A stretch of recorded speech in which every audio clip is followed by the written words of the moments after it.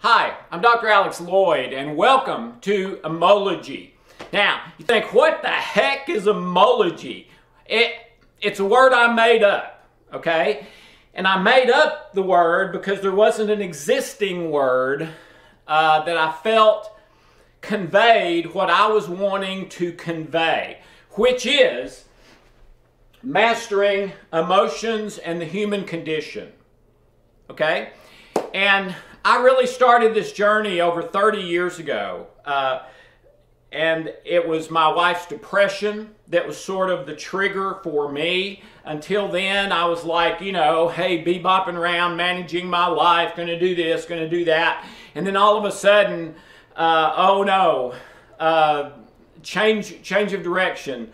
Not speed bump, but wall that you run into. Plan not working. Mayday, mayday. There's trouble, Will Robinson. Danger, danger, Will Robinson. All of the above. And we went to 3 doctors, found out Hope was severely depressed. The doctor said, this is the big bad bear of depression. She'll have it till the day she dies. It's genetic, but we can manage it with medications. And the first 12 years of our marriage, Hope was depressed, and most of the time severely. When she took depression tests, she typically scored in the suicidal range, which just absolutely blew me away. And I asked her about that as soon as I saw a test where she had scored. And I said, surely this isn't true. And she said, every day I think about wanting to die. And I've never been a person who cursed in my life. Just didn't grow up that way. I mean, I don't have anything against people who do, really. I just really never have. But the only way I can describe that 12 first years of our married life was a living hell, or a hell on earth. And if you've ever been with someone who's in severe chronic pain, and the pain from her depression was physical, mental, emotional, spiritual, all of the above, but it was physical pain too, and a lot of it. Well, going through that can change you, and it absolutely changed Hope, and it absolutely changed me. And so when that 12 years was over, it was no longer, okay, let me see what my plan for success in life is for me, which had been, I think, pretty normal for a young man up to that point. Career path, good job, better job, get to a place where we can travel into. But after her depression, I really wanted to help people who were in pain. Help people who were going through something like we went through. And to do that, I've come to a couple of conclusions. One is you have to address all parts of your being if you want complete source healing. Now, most things aren't complete source healing, so they don't address all parts of your being. But if you want that, you have to address all parts, typically.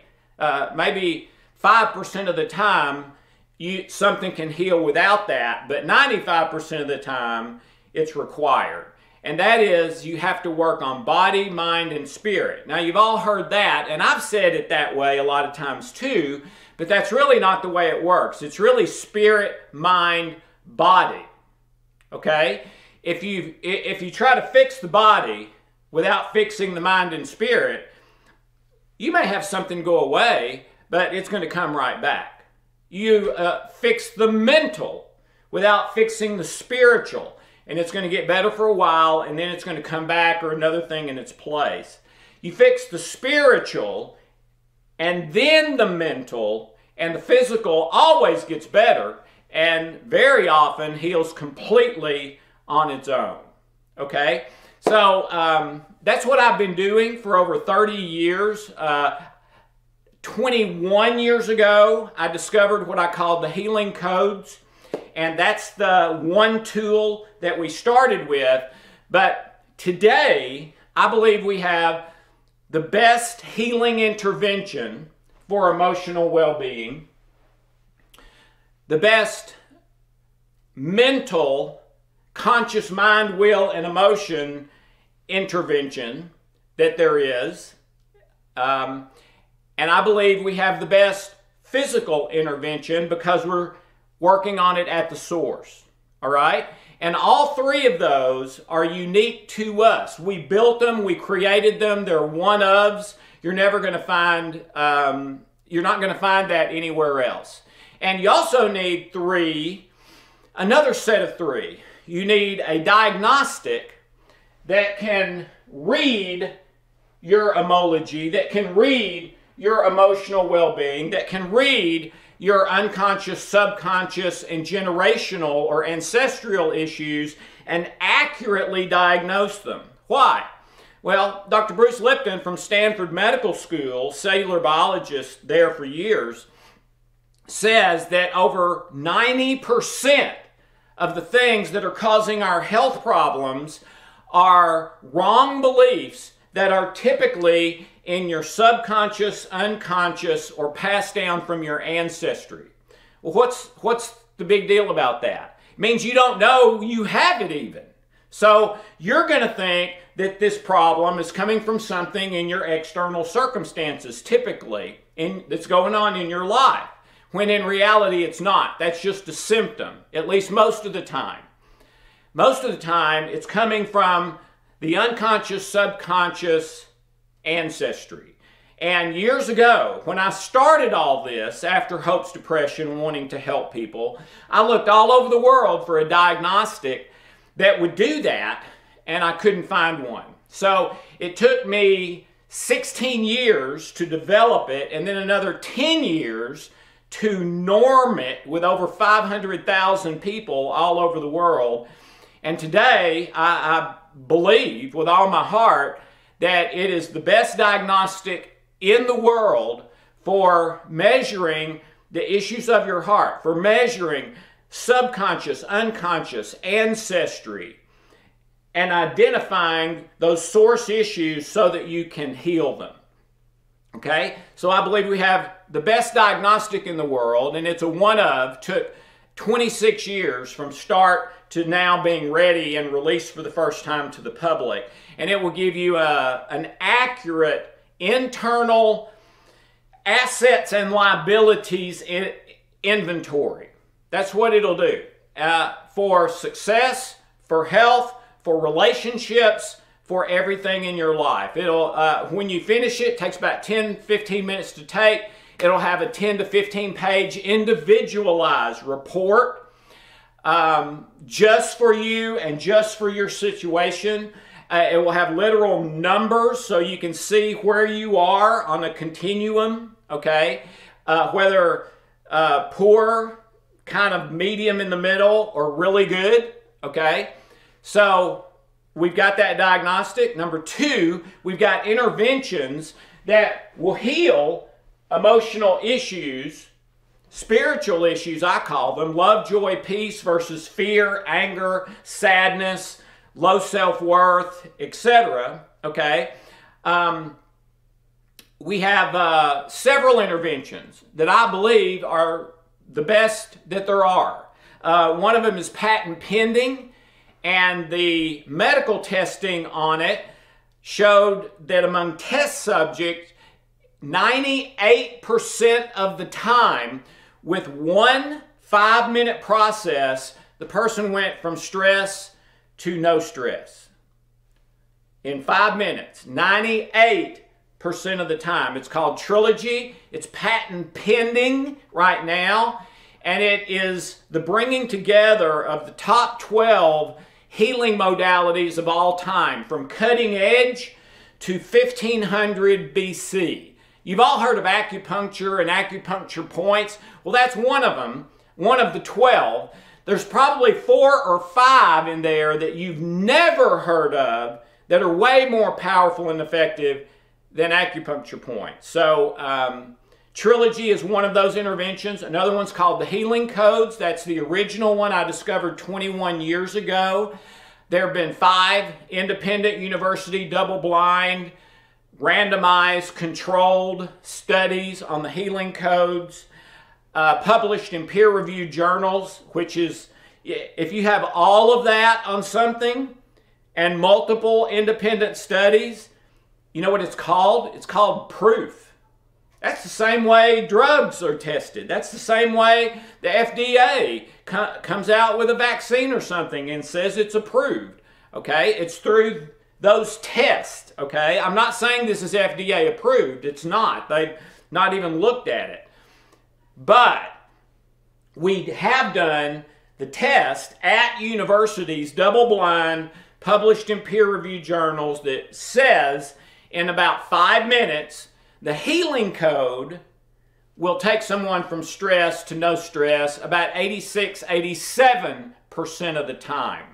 That's 2 of the interventions. Another one is called rapid eye stress release, which is one of the best things you'll ever find for reducing anxiety. Rapid eye therapy out there in the world is one of the hottest things going and has been for the last 20 years in psychology and medicine, okay, especially for these anxiety issues. Well, the rapid eye stress release is completely different from any of them, and I believe significantly more effective than any of them. Plus, you don't have to spend $150 a session and go for 7 sessions to do it. Okay, we're going to make it available to you for the rest of your life, for your family. You can even pass it down. Okay, so there's Trilogy, there's the healing code, there's rapid eye stress release, and there's memory engineering.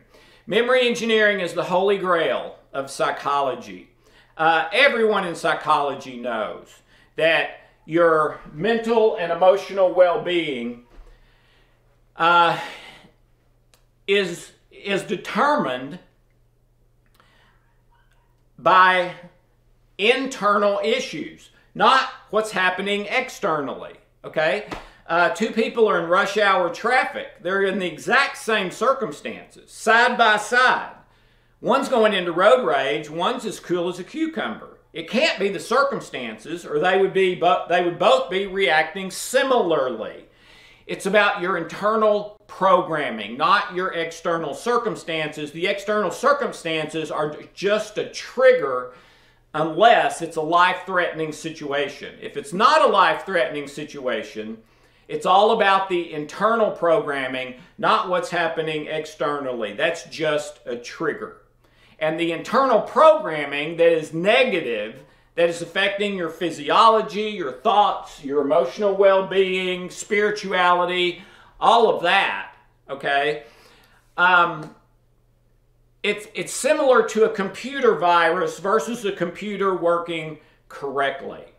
We are made to work correctly when our brain is not receiving a fear signal from our memory banks, okay? If the brain does not receive a fear signal from our memory banks, we are in success mode.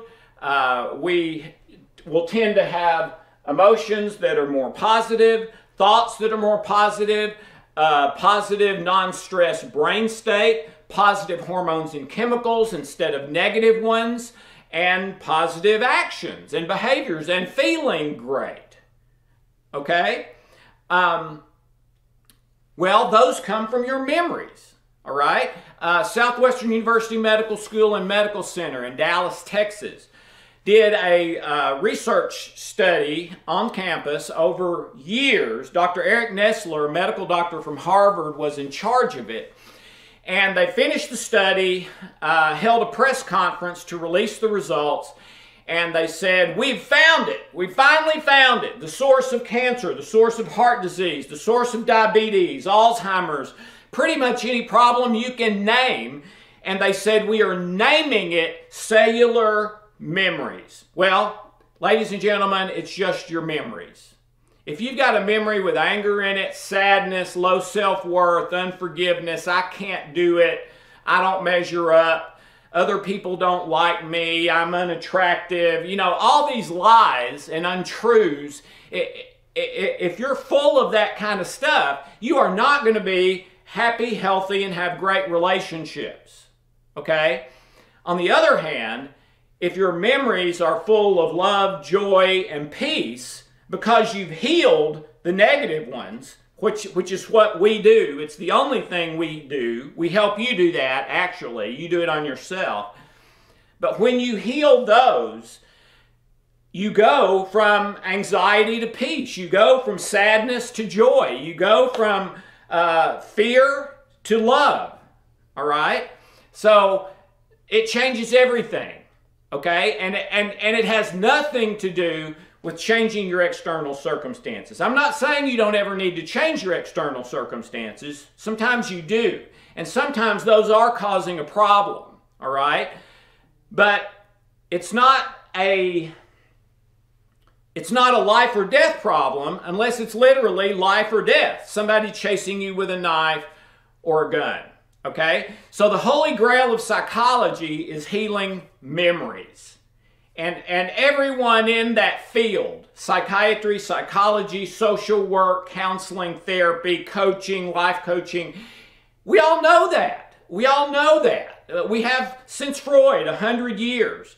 The problem is up till now, nothing would fix it. And in the interview with Dr. Nestler from Southwestern, when they said they found the source, that's exactly what Dr. Nestler said. He said, up until now, our treatments in medicine have been little more than Band-Aids, addressing an illness or disease's symptoms, but not its source. This new knowledge is going to enable us to treat for the first time at the source, and it will change everything in medicine. Well, ladies and gentlemen, I believe that was in 2012.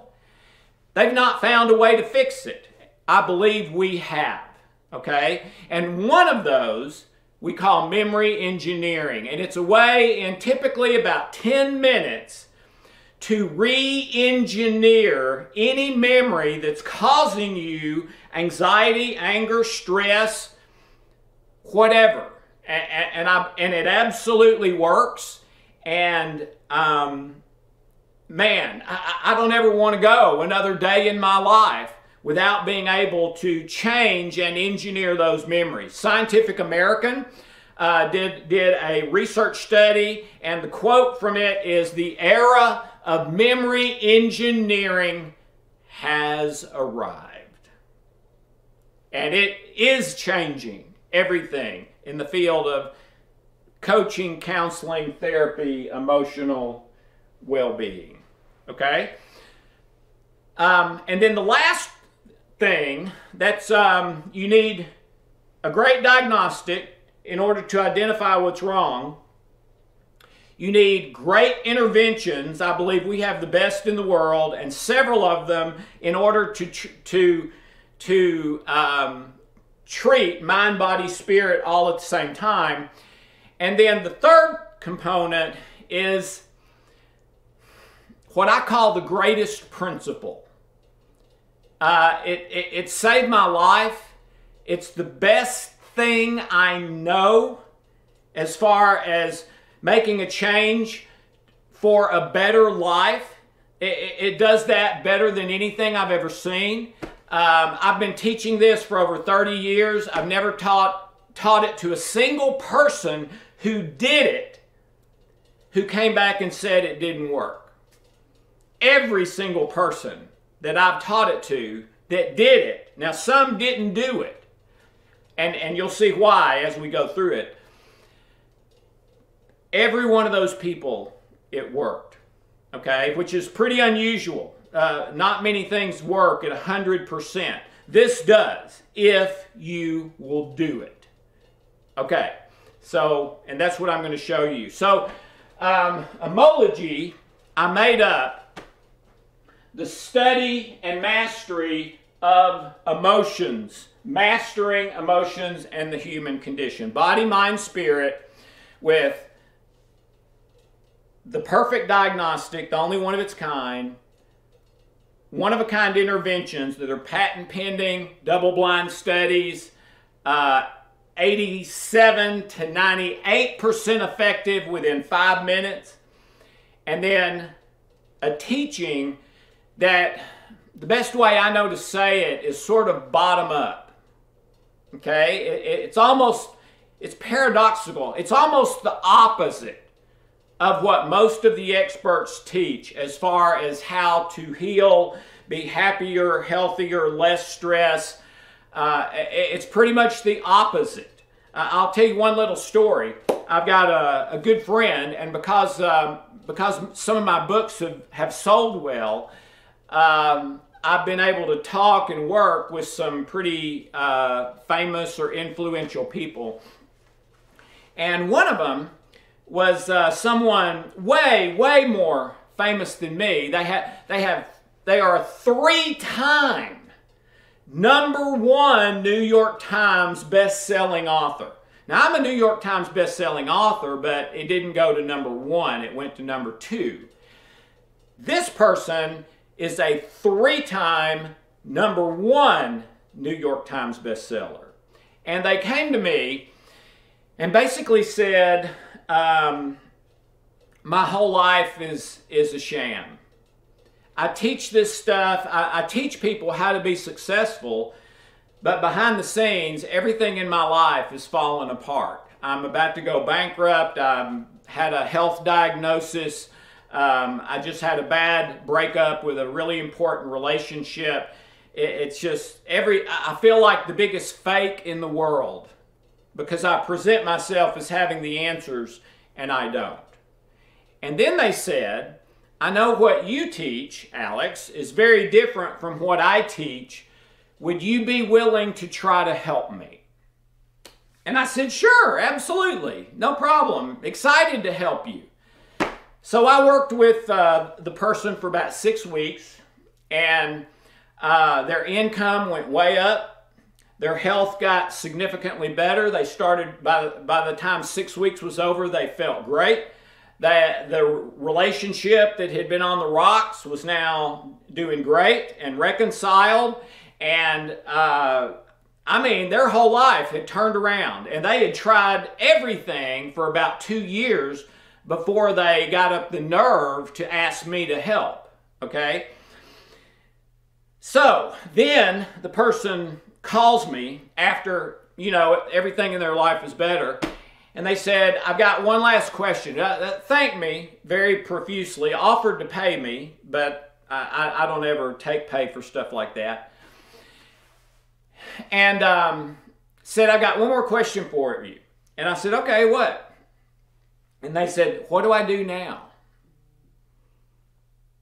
Because the way I earn my living and what I'm famous for, I now believe is not true. I now believe it'll take you to failure, not to success.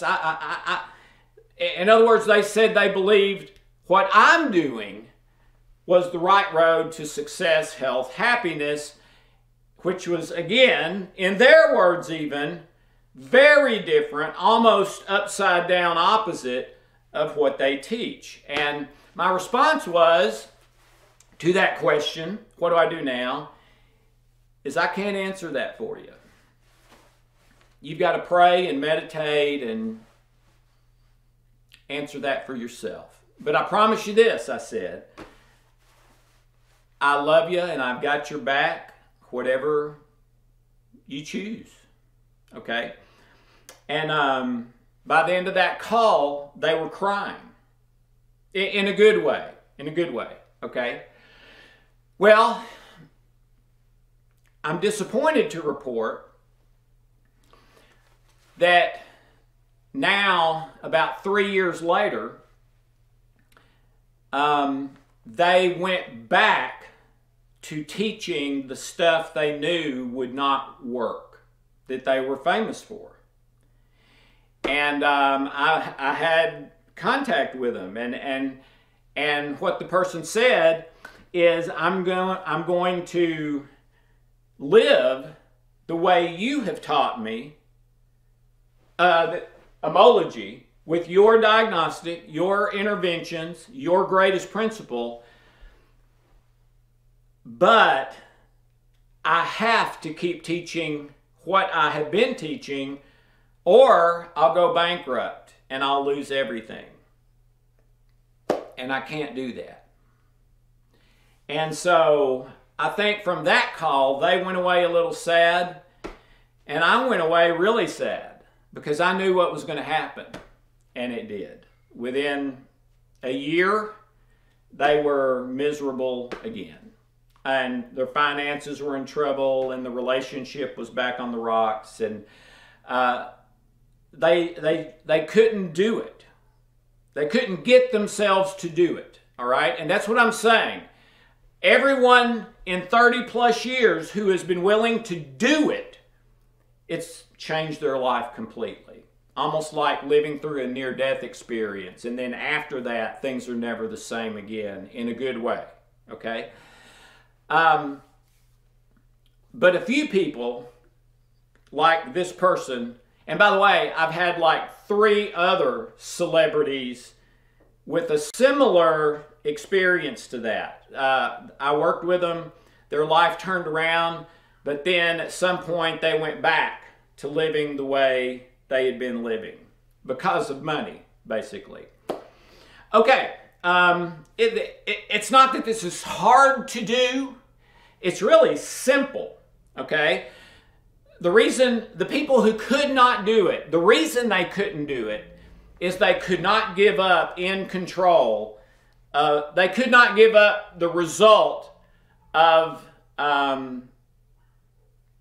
their actions. They couldn't give up end results. They had to hang on to try to control and make a certain end result happen with their willpower. They got to a place where they could not give that up.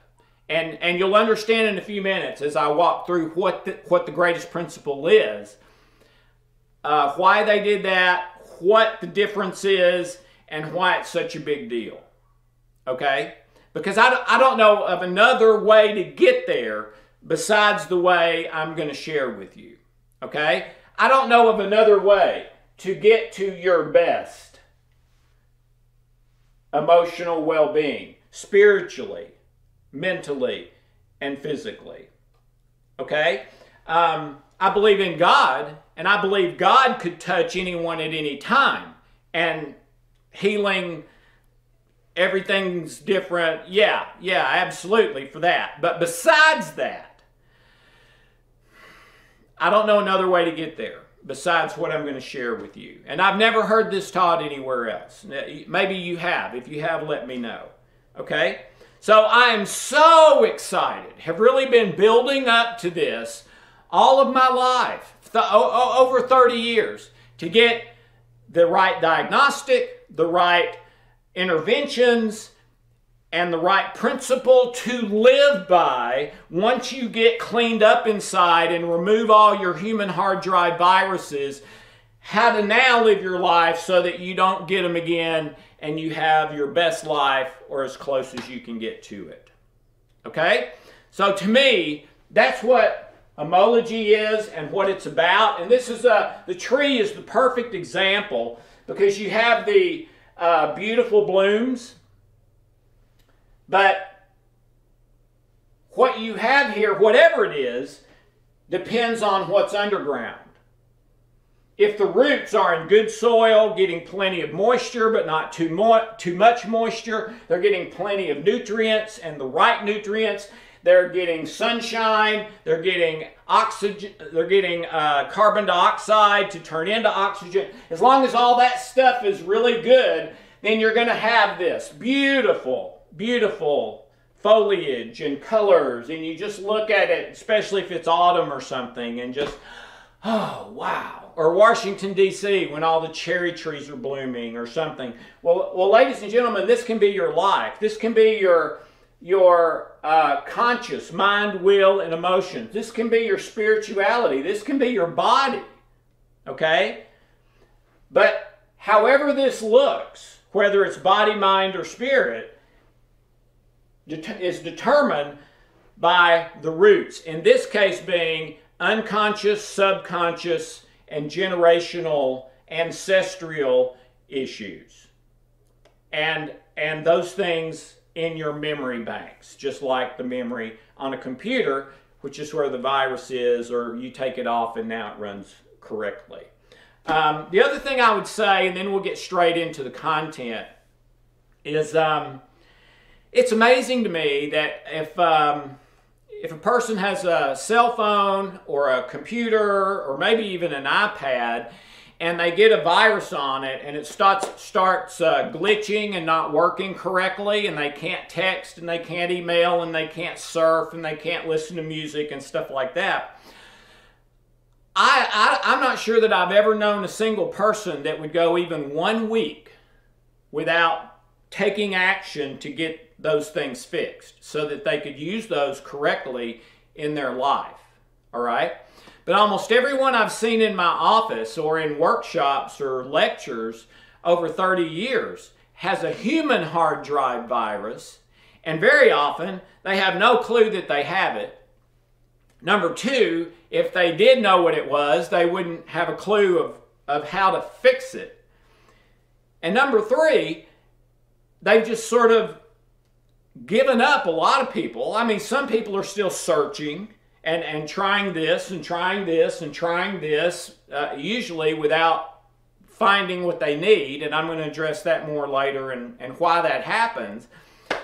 But once you find it, once you find the truth of how to heal those memories, how to heal the anger, the stress at its roots, okay, then it changes everything for the positive. Body, mind, spirit, health, things get better. Your thoughts change, your emotions change, everything changes. But if you don't fix it down here, working on it here is not going to do you any good. Okay? And we understand that about computers. We understand it about trees. But most of us don't understand it about ourselves, or we just don't think there's a way to fix it. I'm promising you there is. And it's what we've been doing for more than 30 years with people all over the world, all 50 states, 181 countries, the largest practice of its kind in the world. We train 500 practitioners to work with all those people, medical doctors, psychologists, psychiatrists, social workers, life coaches, ministers, teachers, you name it. Okay? All right. So that's, to me, what Emology is, why I made up the name, why we use the tree and what it represents. So when you think of yourself, think of this tree. What kind of fruit is blooming out of your life? Is it beautiful? And when people look at your life, they're like, wow, man, what a wonderful life. I mean, I'd like more of what he has, whatever that is, all right? Or is this all brown and shriveled up and ugly and of course, you know, that happens to a tree depending on where you are in the world in the wintertime. But let's move from the analogy there and talk about you, all right? Where are you? Here. What kind of fruit's blooming? Is it beautiful? Do other people see it and say, hey, I want to live more like that? Does it inspire other people? Does it attract other people? Does it make life a little better for those that you're around? If it's right and the roots are getting everything they need, it should look like this, beautiful, one of a kind, okay? So is that true of your life or is it not? Okay, let's dig in, get started on Emology, and I'm going to be sharing several different things with you as we go through this process. Okay, so I would consider this like going to school. Only instead of going to school to get a degree in mathematics or engineering or medicine or whatever, you're going to school to learn how to fix your life, your mind, will, and emotions, spirit, mind, body, and have your health get better, have your relationships get better, have your emotions and thoughts get better, everything get better, all right? And typically when that happens, your circumstances, the symptoms start getting better too, all right? Very rare that that doesn't happen. Okay, so let's dig in.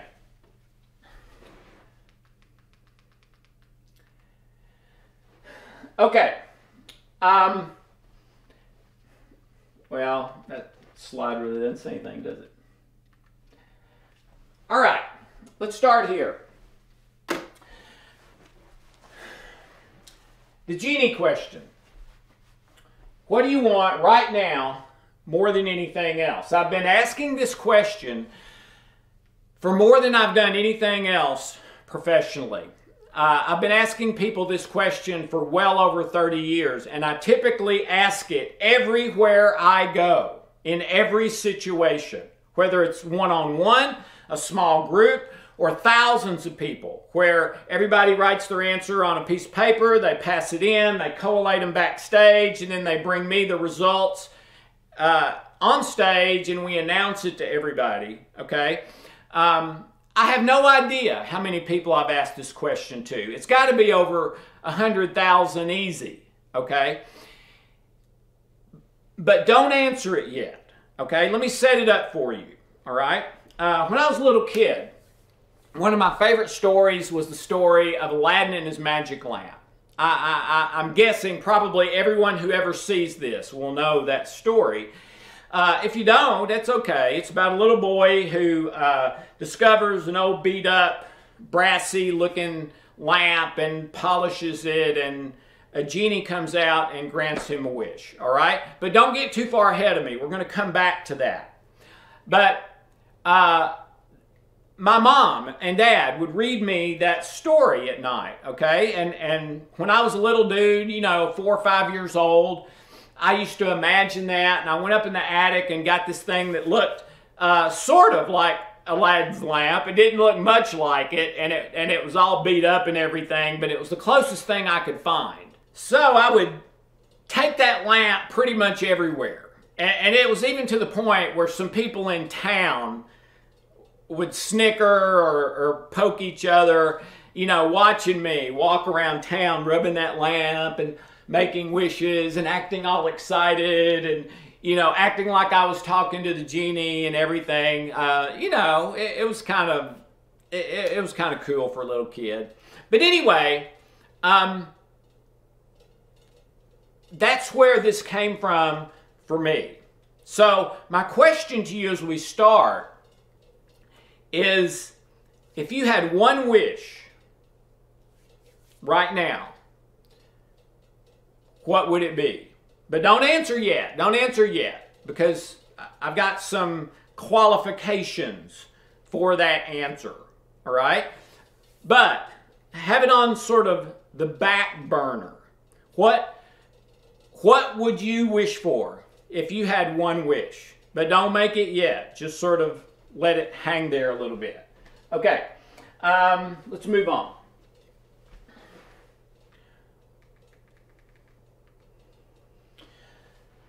What is your definition of success and happiness? What I found is most people have the wrong definition. And so they're disappointed in their life. They're living a life where they either feel stuck or like they've got a glass ceiling that they can't quite get to the top. And they keep trying, but they keep sliding back down and can't ever seem to get there. All right?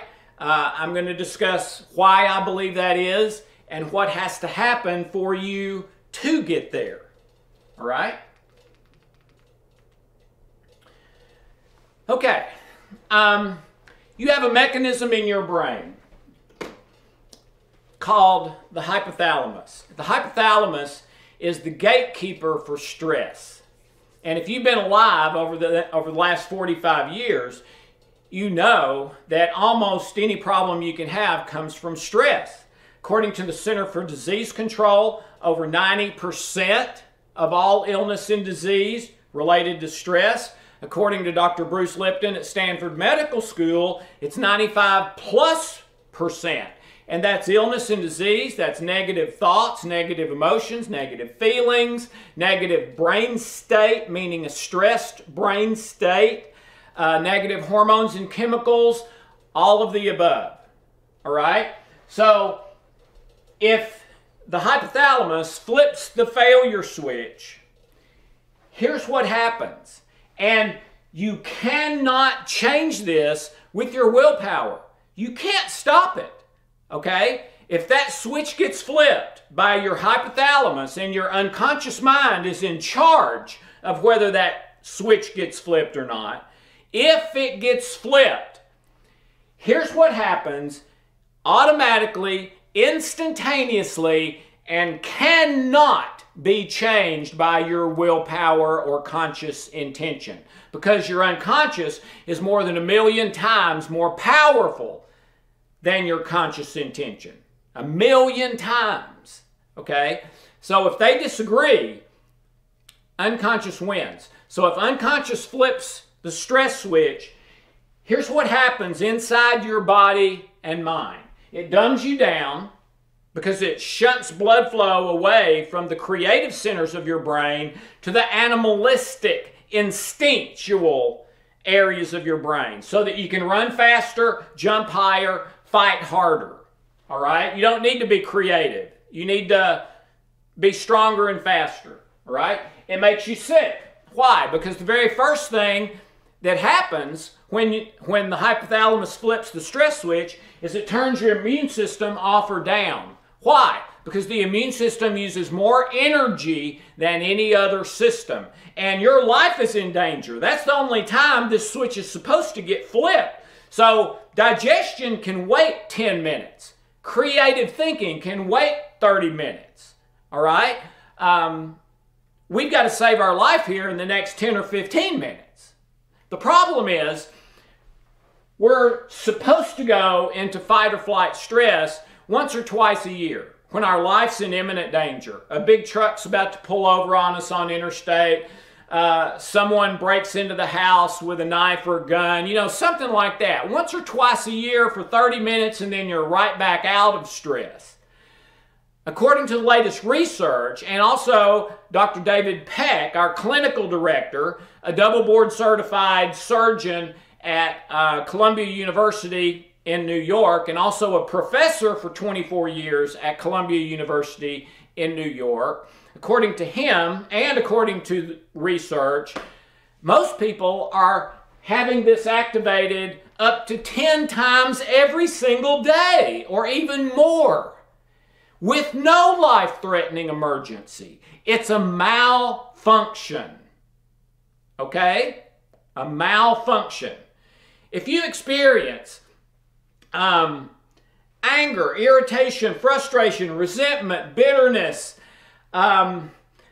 unforgiveness, low self-worth, rejection, and it's not a life or death situation, typically you're believing a lie. And the physiology of your body is acting on the basis of that lie. Dr. Carolyn Leaf, a good friend of mine, wrote the book, Who Switched Off My Brain? Wonderful book, bestseller. And what she found is that we have zero mechanisms for the negative in us. Okay? We have zero mechanisms for these as negatives. These are a positive because it's supposed to kick in when that 18-wheeler is about to pull over on you and you react before you even have time to think, and it saves your life. Okay? And that's what these are for. It's the only thing they're for. They are never supposed to be activated when our life is not in imminent mortal danger. But for most people, they're being activated 10 or more times a day to the point that we are living in failure. And that was never intended. That is a malfunction. Just like your computer when it has a virus. Okay. When that failure switches on, let's move on. It drains your energy. So if every day we have a certain amount of energy for that day, let's say this is a full day's worth of energy, all right? Well, if the failure switch is flipped, that can take up to half your available energy with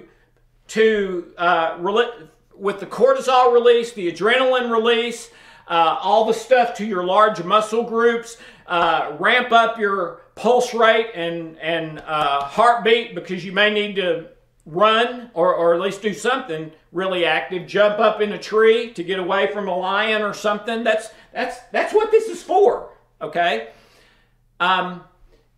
So how's it going to go, you think, if you're trying to do a whole day's work on a half day's energy because your failure switch is on, which is draining all your energy? Well, you're going to start getting tired at 12, 1, 2, 3, 4. And for some of you, you're going to be exhausted. Oh, at the end of every day, I'm just so wiped. I'd love to go out and do stuff. I'd love to, but I just am so tired. I just don't feel like it. So I sit and watch 4 hours of mind-numbing TV and maybe get a laugh or two, maybe a cry every once in a while. That's a good cry, but basically I'm just recover at the end of the day so that I can do the next day. Then the next day, it's repeat. So we're on a hamster wheel. So you need a full day's energy for a full day's activities. And when you have that, you've got energy all day. You don't have to have, a little thing this big that costs $3.50 with a little bit of fruit juice and as much caffeine as 10 cups of coffee proportionately to the size, okay?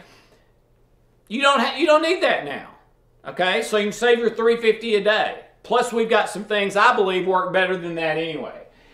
Suppresses your immune system. Already talked about that. Increases pain. If you're not in pain, very often this will start pain. Raises blood pressure, pumps up that heart to run fast. But for most of us, we don't want it pumped up. We don't need that. We're not in danger. We need to calm down, think clearly, be creative, etc. It closes your cells. According to Dr. Lipton at Stanford again, every cell in your body at any given time is either open, which means it is healthy, it's receiving nutrition, it's receiving hydration, it's receiving instructions from the brain and nervous system, it is cooperating, it is doing its job, it's reproducing. A closed cell, it is not taking in nutrition, it's not taking in oxygen, it's not taking in hydration, it's not taking in instructions sometimes because it's all closed up, batten down the hatches, okay? That's stress, okay? So when that cell's closed, it also can't get rid of the toxins and waste, and it becomes full of toxins. Pesticides, herbicides, medications, mercury, all kinds of stuff, okay? And some of that stuff, you've had your cells closed for years or decades, and when you start to heal, those cells start to pop open and release their toxicity. Then they can receive nutrition, receive oxygen, receive hydration, receive instructions, and start working again. Question: if you're watching this right now, have you been diagnosed with a major disease? Cancer of all kinds, diabetes, Alzheimer's, Parkinson's, you name it. Any major disease. Have you been diagnosed? Raise your hand if you have. Or raise it inside if you're somewhere where you can't raise your hand. Well, the truth is, every one of you who did not raise your hand every single time, yes, I've got cancer. Yes, I've got heart disease. Yes, I've got diabetes. If you didn't raise your hand or internally say, yes, I've got that, to every single one of them, including the dozens and dozens I didn't even mention, you're wrong. It's not are you going to get cancer? You've already got the DNA. You've already got the genes for cancer. It's not a matter of getting it. It's a matter of will it ever manifest. According to Dr. Lipton from Stanford, the only way it manifests is that cell that's closed. What causes the cell to be closed? Stress. Stress from what? Our external circumstances? No. Stress from our internal programming and human hard drive viruses that are activated by the trigger of our circumstances. Okay? And again, for most people, that's activated over and over and over and over and over and over 10 times or more a day to the point that you're almost living here. Okay? But when those cells start to pop open, it's life-changing. You can get rid of the toxins. They start to heal. Sometimes the illness or disease just goes away. It almost always gets better. All right? The failure response causes every negative emotion and feeling known to man. Fear, anger, depression, confusion, shame, worth, identity, everything, okay, comes from there. Unless it's a life-threatening emergency, right? Causes you to do whatever you do from a negative perspective, even if you paint on a happy face to be socially acceptable. Okay? But let me tell you, doing that, putting on a happy face when internally that's not what you feel at all, that takes a tremendous amount of energy. Okay? Trying to do that every day, that may take a third of your energy right there for the whole day.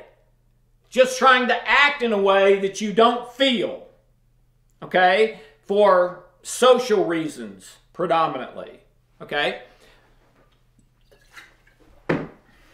But anyway, all of this, it's not one or two of them, it's all of them. Every single one of these happens as soon as the hypothalamus flips the stress, fight or flight, or failure switch. Okay? All of it happens. You cannot stop it with your willpower. How long does this happen?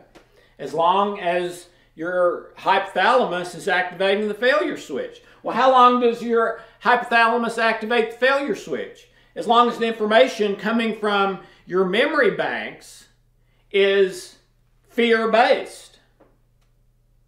Well, what's the deal with that? The deal is that over millennia, based on the latest research, one of the best articles, again, was in Scientific American that I could find, but based on the latest research, about 50% of what we believe about ourselves from our memories is in error. Okay? So when we're going through our day, about 50% of what we think and believe about our day and me and how to have my best day and what to do and what not to do, about 1 out of every 2 of those things are in error and will keep me in failure rather than push me over to success. Okay? All right. Let's take a look at the other possibility. On the other hand, if the hypothalamus in your brain does not flip the fight or flight switch, but flips what I call the success switch, when does it do that? When it receives a love-based signal from our programming, from our memories, from our beliefs internally, way down deep in our heart or unconscious mind or even ancestry. Okay? So if the hypothalamus receives a love-based signal, it flips the success switch and causes the release of oxytocin, endorphins, peptides, all those wonderful feel-good. Man, I could stay up all night for 4 days and I don't think it would even affect me. A lot of those things you felt when you were first in love, young and full of energy and let's go do something and I can't even sleep, I'm so excited. You know, things like that, okay? So when the hypothalamus receives a truthful, with no lies, love-based signal, it releases those hormones. Your brain state goes to a positive brain state, and all of these things happen based on the research. And again, these don't happen because you're working hard to make them happen. They happen automatically and instantaneously. If you wanted to stop them, you couldn't, as long as the brain is receiving that love-based signal from your memories. Okay, so what is that when the success switch and those hormones and brain state? Enhanced relationships. Why? Because you feel good. You feel good. And you have a good attitude. You're positive toward other people. You're negative toward other people when you're here. And it's almost impossible to be positive toward a person if you're here. That's that thing where you're trying to act a way other than how you feel, and it drains all your energy. Okay? But if you're here, it's a completely different story, and all this happens automatically and instantaneously. Increases parental bonding. It results in love, joy, peace, every positive emotion and feeling known to man, automatically and instantaneously. Increases immune function. Your immune system comes up like the Hulk to heal whatever needs to be healed. Reduces stress, if not eliminates. Lowers blood pressure, counteracts addiction and withdrawal. I've had so many people who had been inpatient, outpatient for decades and still had their addiction or negative habit, did what I'm going to be teaching you in this program, and all of a sudden their addiction or habit is no longer an issue. And several times that happened, there was not even any withdrawal from very heavy drugs, which the doctor said was impossible. There's going to be big time withdrawal. Well, several times that I've seen people heal without even withdrawal. Stimulates the production of human growth hormone, which goes down your entire life, goes way down late in life. You know what this one is? Would you rather get younger than older? That's what this one does. Okay? All right. Increases trust and wise judgment. You make way better decisions. It modulates appetite, healthy digestion, and metabolism. You tend to lose weight or go to your ideal weight without dieting. Promotes healing, stimulates relaxation, stimulates non-stress energy. So, at night when it's time to go to bed, no problem. Nod right off. During the day, got loads of energy. If you want to sit down and take a break for 30 minutes, you can do it and completely wind down in even a short period of time. So it's very refreshing to you, that 10 minutes, 20 minutes, 30 minutes, hour, whatever, all right? But anyway, non-stress energy. So when you want to sleep, you can sleep. When you need to go, you can go. You got it all right? Stimulates higher neurological activity, literally increases your IQ, and opens those cells again for healing and regeneration. Okay, so here's my question as we start our journey together. For the people that you love and care about, including you, which of these do you want for your life or their life? These or these? Well, silly question, right? I mean, you would want these for anyone and everyone that you truly cared about. I mean, the only person you would want this is if you consider that person an enemy and you literally want to hurt them. Okay? Well, why are we talking about this if it's so obvious? Nobody wants this, and everybody wants this because of the clients I've had in the last 30 years, and also this agrees with the research. The great majority of people are not living here. They may experience some of these every once in a while. That's a really great day, but day in, day out, they're living here.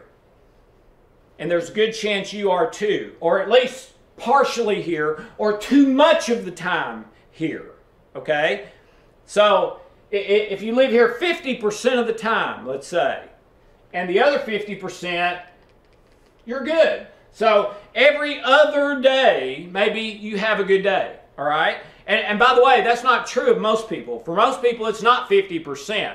They, at least my experience and the research I've done, you know, into studies, they tend to be here 80–90% of the time, and here just every once in a while. Okay? So that may be one of the first things you take a look at. Which of these things do you feel like you experience pretty regularly? And some of these you can tell. Do you have a whole day's worth of energy? Or do you get tired halfway through the day or 2/3 of the way through the day?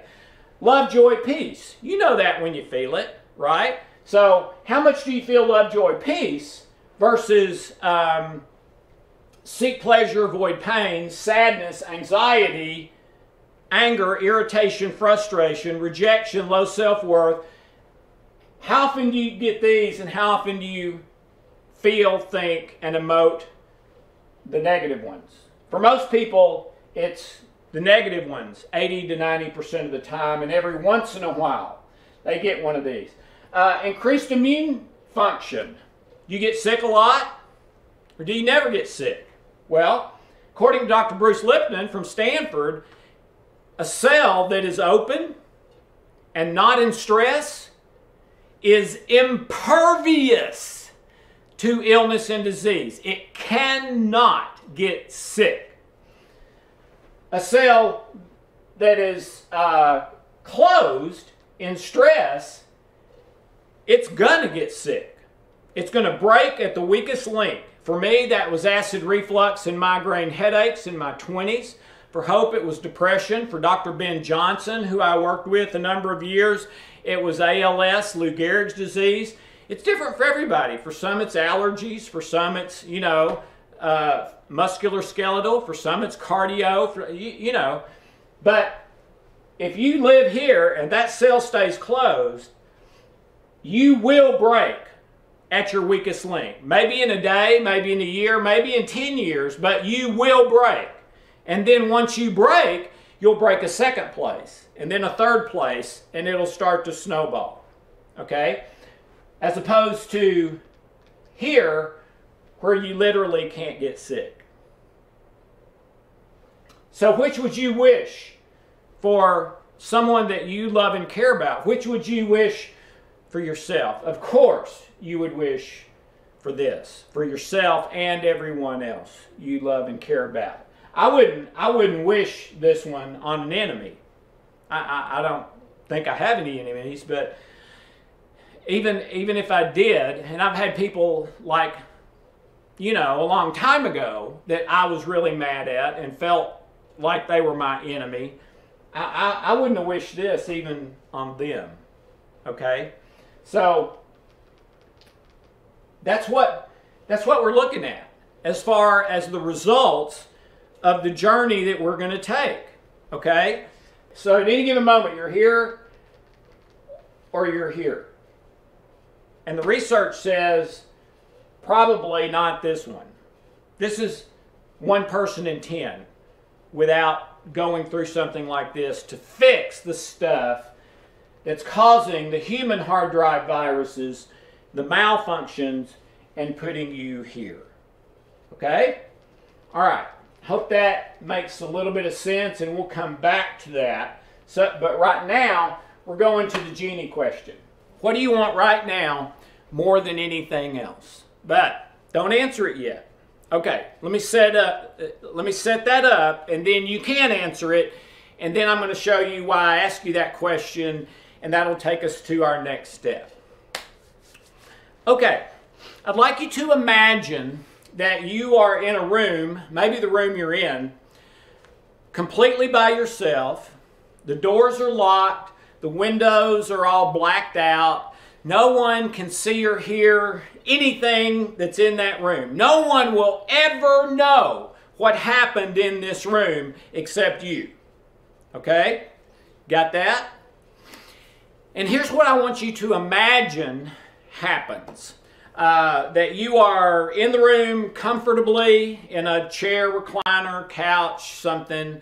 But anyway, it's comfortable, and all of a sudden, Aladdin's genie appears to you. Or if you want to think of it, an angel, or whatever, God, or whatever, all right? But someone miraculous appears in front of you and says this: I will grant one wish for you. It can be almost anything you want. You can't wish for more wishes, and you can't make a wish that would take away someone else's free will. But anything else, you wish it, you've got it. Oh, and by the way, you only get one wish in your entire life. You'll never have this chance again. And you have to make your wish within 10 seconds or you lose it forever. So you don't have time to call and ask advice. You don't have time to Google. You just off the cuff have to make a wish. Just you, right now. All right. So, and one other thing. I would like you to imagine that this is not an imagination. That it is absolutely real and happening to you right now. We can imagine stuff like that, right? We can imagine that we're not imagining. Absolutely. We'll do that. Imagine that you're not imagining, that this is real. This is really happening right now. And if you've read one of my books or you've heard me talk about this before and you know the right answer to this, that's okay if you know the right answer. All right? That's not the issue to me. The issue to me is whether you know the right answer or not, do you make the right choice? Because you can know the right answer and be no closer to the right choice and still having all that stuff happening automatically and instantaneously that you can't stop on the negative list, the failure switch. Okay? All right. So, in just a minute, I'm going to say go. When I say go, I'd like you to close your eyes and imagine that scenario with the genie, angel, God, whoever, and I'm going to give you 10 seconds, and at the end of 10 seconds, I'm going to say, time's up. When I say time's up, I'd like you to write down on a piece of paper, or if you don't have any paper, write on your mind so that you won't ever forget it, what your wish is. Okay, you ready? Everybody understand the instructions? On your mark, get set, go. Close your eyes and imagine.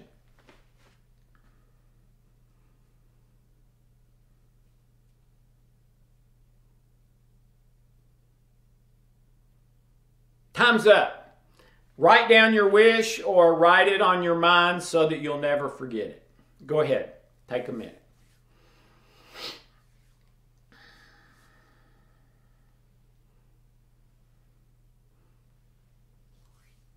Okay, full disclosure.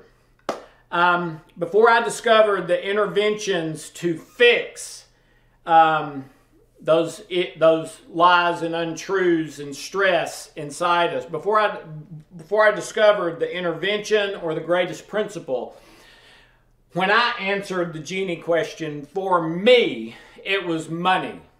It was millions and millions of dollars.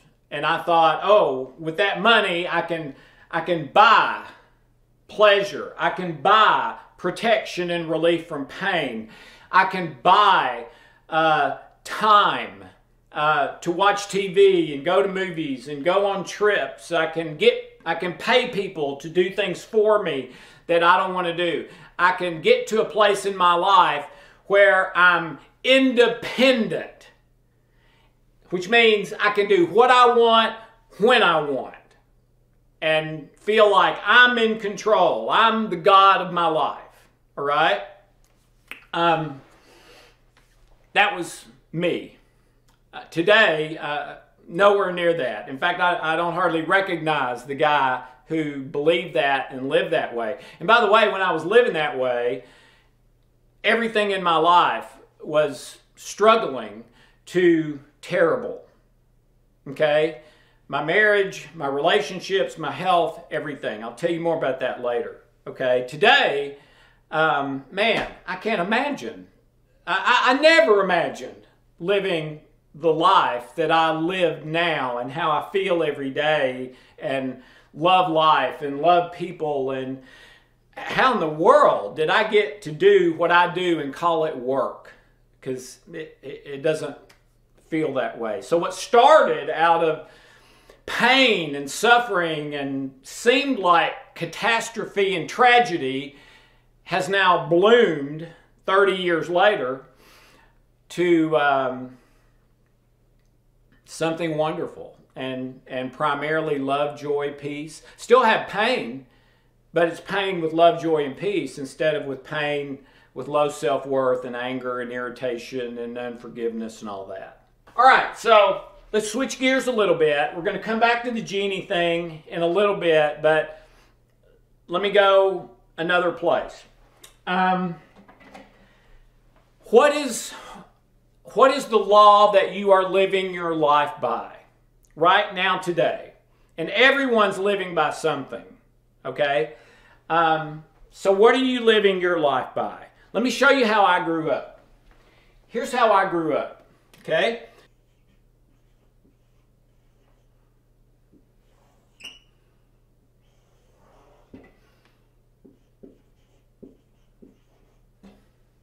All right, here's how I grew up. If I did something good, I got a check mark. If you think of like kindergarten or elementary school, you might think of like a gold star or something. But a check mark if I do something good. An X mark if I do something bad that I would have called growing up a sin, or disobeying mom and dad, or just being really, really selfish, hurting someone, telling a lie, things like that. So if I do good, I get a check mark. If I do bad, I get an X mark. And whether I am a good person or not, at least whether I think of myself and consider myself a good person or not, is determined, the way I grew up, with how many check marks I had versus how many X marks. Okay? And in my experience, everyone has a ratio, a percentage. But that percentage or ratio is different for almost every single person. I'll explain that. So for me, Alex, my ratio, let's put it down here. My ratio was about 90%. If I had about 90% check marks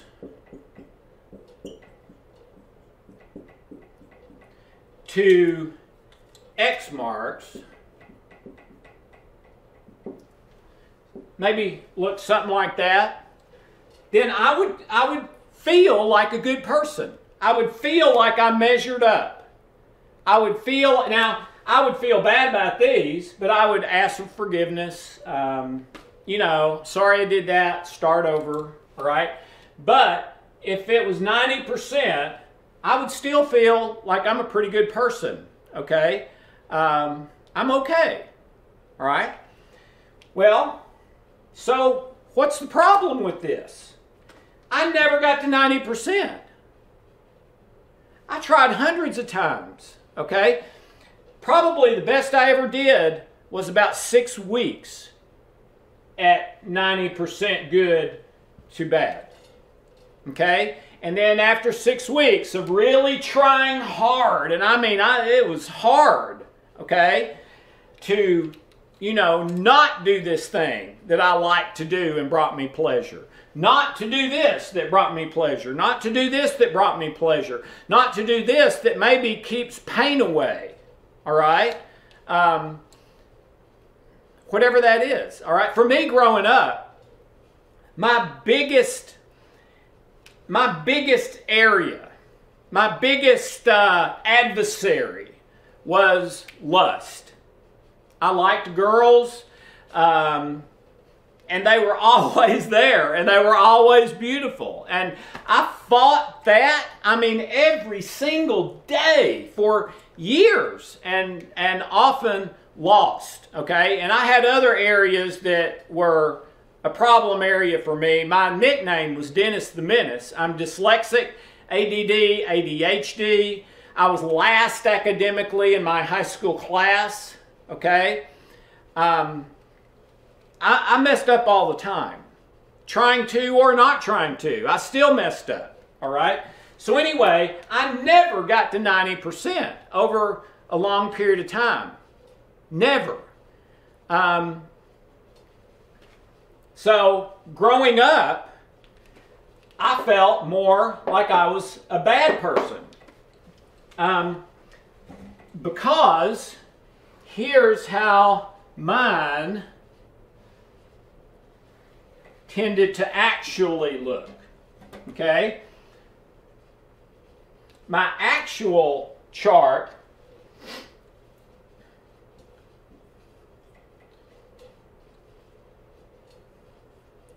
would probably have looked more like this. So how do you think I felt about myself? Bad. I felt like a bad person. And yeah, sometimes I would present like, oh, I'm doing great, I'm wonderful, it was a lie. Okay? I was typically not. So I tried to present on the outside as if I was a good person, but internally felt like a bad person. All right? Which means that takes about half my energy for the day, and I was exhausted all the time. When I was in my 20s, I had college friends that would see me and say, "Are you okay, Alex?" And I'd say, why do you ask that? Well, you don't look good. You look about 10 years older than you are, which I did. I had all the symptoms of cancer. I don't know if I had cancer, but I had all the symptoms. I had horrible acid reflux, was scared I was going to get cancer of the esophagus.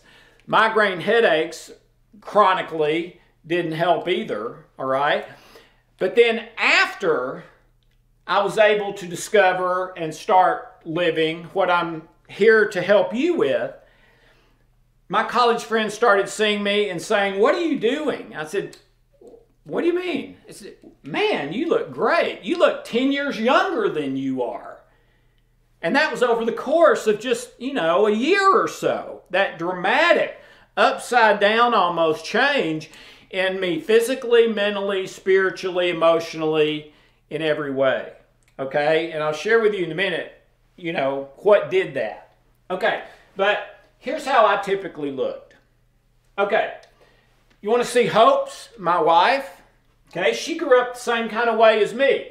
If you do good, you get a check mark. If you do bad, you get an X mark. Okay? Her chart, when I met her, and ever since, 35 years now, her actual chart looked like this.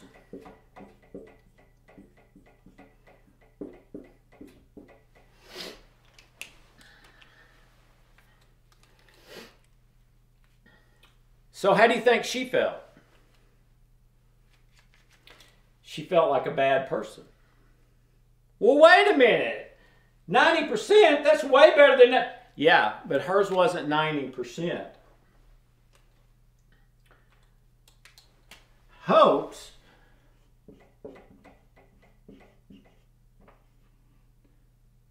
was 100%. She honestly believed she had to be perfect. She was emotionally abused growing up. I was, and physically. I was emotionally and physically abused growing up. Statistics say about 40% of all people were. And then of the 60% who were not abused, the great majority of them still are in stress as an adult because of that thing that you probably heard. Growing up, you need a 10-to-1 ratio of positives to negatives to be emotionally good as an adult. And most kids do not get 10 positives to 1 negative. In fact, one of the recent research studies I saw is that they get about 10 negatives to every 1 positive. Don't. Stop that. Oh, don't do that. Don't pull that out. Don't go there. Put that down. Take that out of your mouth. I mean, it doesn't mean the parents were bad. I'm not saying that. And for sure, probably, they intended no harm. It's just the way we live. Okay. You want to know what her 1 was? Okay. I think it was on our 3rd honeymoon. We'd gone to Cancun, Mexico, where we went on our first honeymoon, right after we got married. And so we were going back. We really liked it. This was back when it was real clean and beautiful and everything. And we had planned in advance that on a certain night there, we were going to tell each other the worst things we'd ever done in our lives, the worst things we'd ever imagined in our lives, as sort of a marriage building exercise, okay? And I think we were pretty excited about it. Well, we got to that night, and it was Hope's turn to tell me her dark side, if you will. And I mean, I got a little bit scared. She was weeping and shaking, and she hadn't even told me yet. She was weeping and shaking out of fear that when she told me her sins, her mistakes, her bad stuff that I didn't know, she was afraid once I found out what it was, I wouldn't love her anymore and would leave her. Okay? I mean, that's how big a deal it was. You want to know what it was? The one wrong thing she had done. She was about 10 years old, went with her dad to the hardware store. She was, Hope was pretty into Barbie dolls at that time. And when her dad was checking out at the hardware store, Hope looked over by the counter where they were checking out, and there were all these different sizes of brown paper bags, as there are in hardware stores. So the smallest one was this little bitty tiny paper bag that was just like, you know, for 2 or 3 screws or a couple of nails or something. But Hope thought those would be perfect for my Barbie doll accessories. Okay? So while no one was looking, she reached over there very quietly, grabbed one of these tiny little paper brown bags and stuck it in her pocket. Well, by the time they got out to the car, she was so overcome with shame and guilt and grief that she just broke down right there at the car.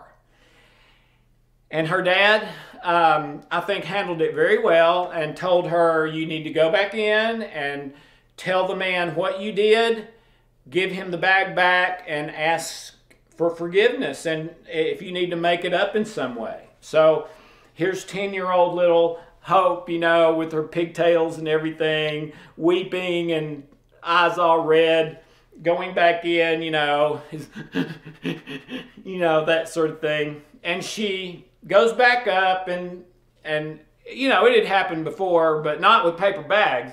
And the owner said, well, honey, We give those away. Those are free. You didn't steal it. You can have as many as you want. Okay? That was her one sin, big mess up, whatever you want to call it, of her whole life. And she felt like she was a bad person. Okay? So, where are you?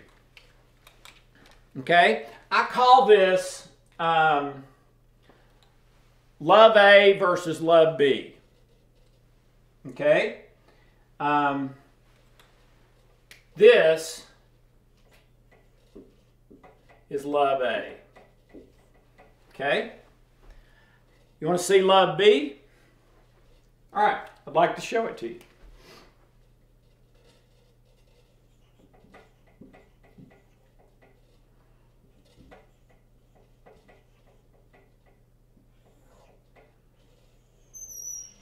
Okay.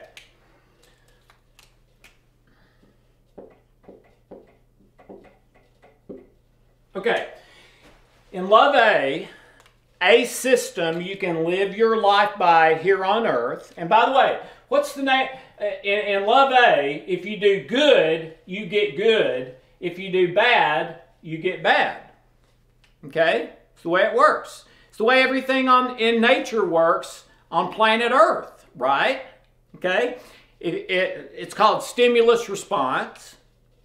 Okay? Put your hand on that hot stove, you will respond and never do it again. Okay? It's called stimulus response. It's called karma. It's called the law of attraction. It's called reap what you sow. It's called a number of different names, but it's the way everything in nature works. It's also called Newton's 3 laws of motion. A body in motion stays in motion, number one, unless something acts on it with enough power to change it.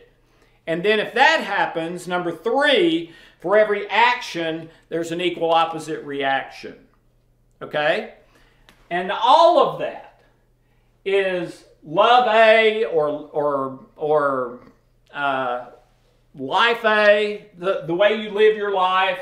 But love A and love B is how you determine whether you are a good person or a bad person or in between, overall or in any given scenario. All right? That's love A. And it's determined by check marks versus X marks and whatever your percentage is. Okay? Love B is pretty much the same, at least at the start. If you do good, you get a check mark. If you do bad, you get an X mark. Okay? It's exactly the same as far as that goes. Okay? So, what's the difference? There's 2. I just shared with love A, if you do good, you get good. If you do bad, you get bad. The first difference in love B from love A is in love B, if you do good, you get good. If you do bad, you still get good. At least long term. Every time. Guaranteed. Automatically. Can't stop it with willpower. Okay? That's the first difference. The second difference is that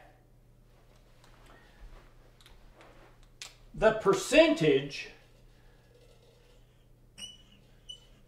in love B for you to consider yourself a good person, actually really to be a good person,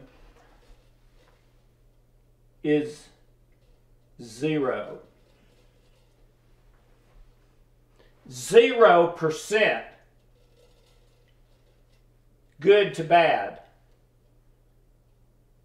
is what's required for you to think of yourself as a good person. Which means that if I had exactly the same sins and mess-ups growing up, the bad over here on my list,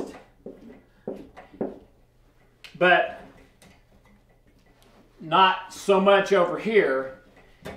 If I had this exactly the same as how I grew up, but I was living love B instead of love A, then my percentage would not be 90%, it would be 0, and I would not only consider myself intellectually and in my thoughts, but I would feel and have emotions that I'm a good person.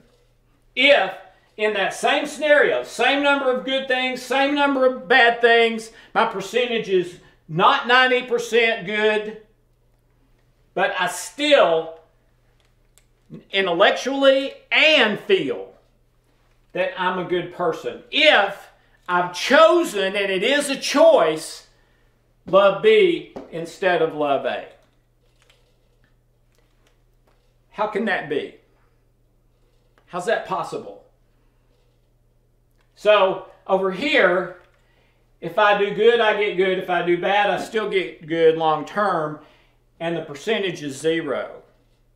Over here, if I do good, I get good. If I do bad, I get bad. And the percentage is whatever the percentage is. But the thing about these percentages is with almost every client I've ever had, no matter what their ratio was, it would not be high enough. Meaning if I had a client and their ratio was, let's say, CLIENT, and let's say the client's ratio was only 50%.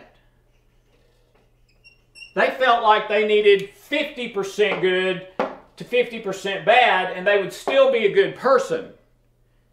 Well, then that client would not have 50% good to bad. Virtually every client I've ever had, when I went through this, maybe that client, their actual percentage would be 45%. But it always, with each person, seems to be a little more than they're able to achieve in their life. With this one, you don't have to achieve anything because the percentage is 0, and no matter which I do, I still get good long term. Now, let me ask you, which of these, we already went through on the PowerPoint, the failure mechanism and the success mechanism, which one of those do you want? Well, everybody would want the success, not only for themselves, but everyone they care about. And maybe even wouldn't want the failure for your enemy, if you have one. And so now I'm asking again, love A versus love B, which if these both existed, now you know this exists, you're wondering right now probably, well, what is this? I've never heard of that. I'm about to tell you. But if it does exist, which of these you want? Well, it's the same. Everybody would want this. Nobody would choose this if they had the choice. Well, what I'm telling you today is you do have the choice. Only you probably haven't known that you have it because of those 50% lies and untruths that the latest research says we have inside us. And because we're living in this system, most of us, and don't measure up, that's why most of us are living the failure mechanism rather than the success one that we looked at on the PowerPoint. Okay, so what are these? What's the difference? Love A and love B. What's the difference? To me, love A is what I call fake love. Okay? It's, I will do this for you if you will do this for me. I will not do this for you if you don't do that for me. Okay? Ladies and gentlemen, that's not love. That's a business deal. In the 1970s in America, we started calling that what's in it for me. That's not love. It's a business deal. Let me tell you how I discovered that.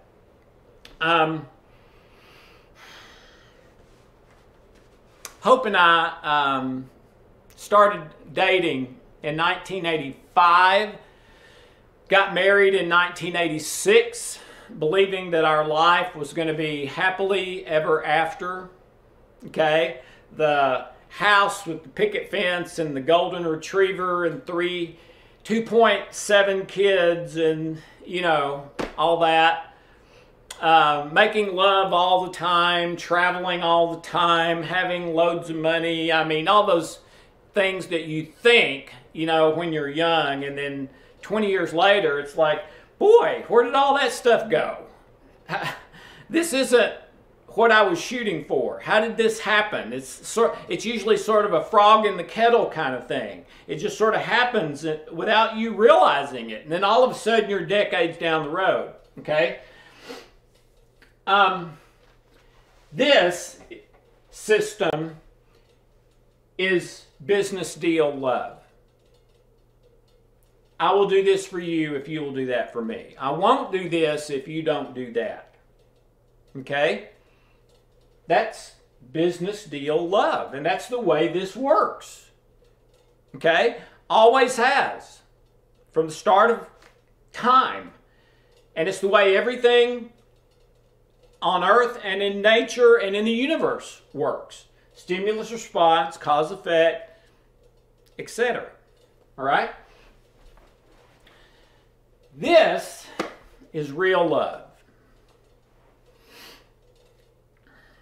I cannot live this system unless I have chosen and made a commitment to real love rather than business deal love.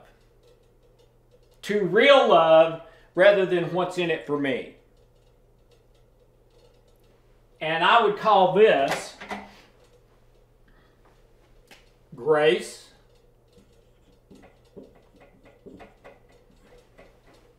okay?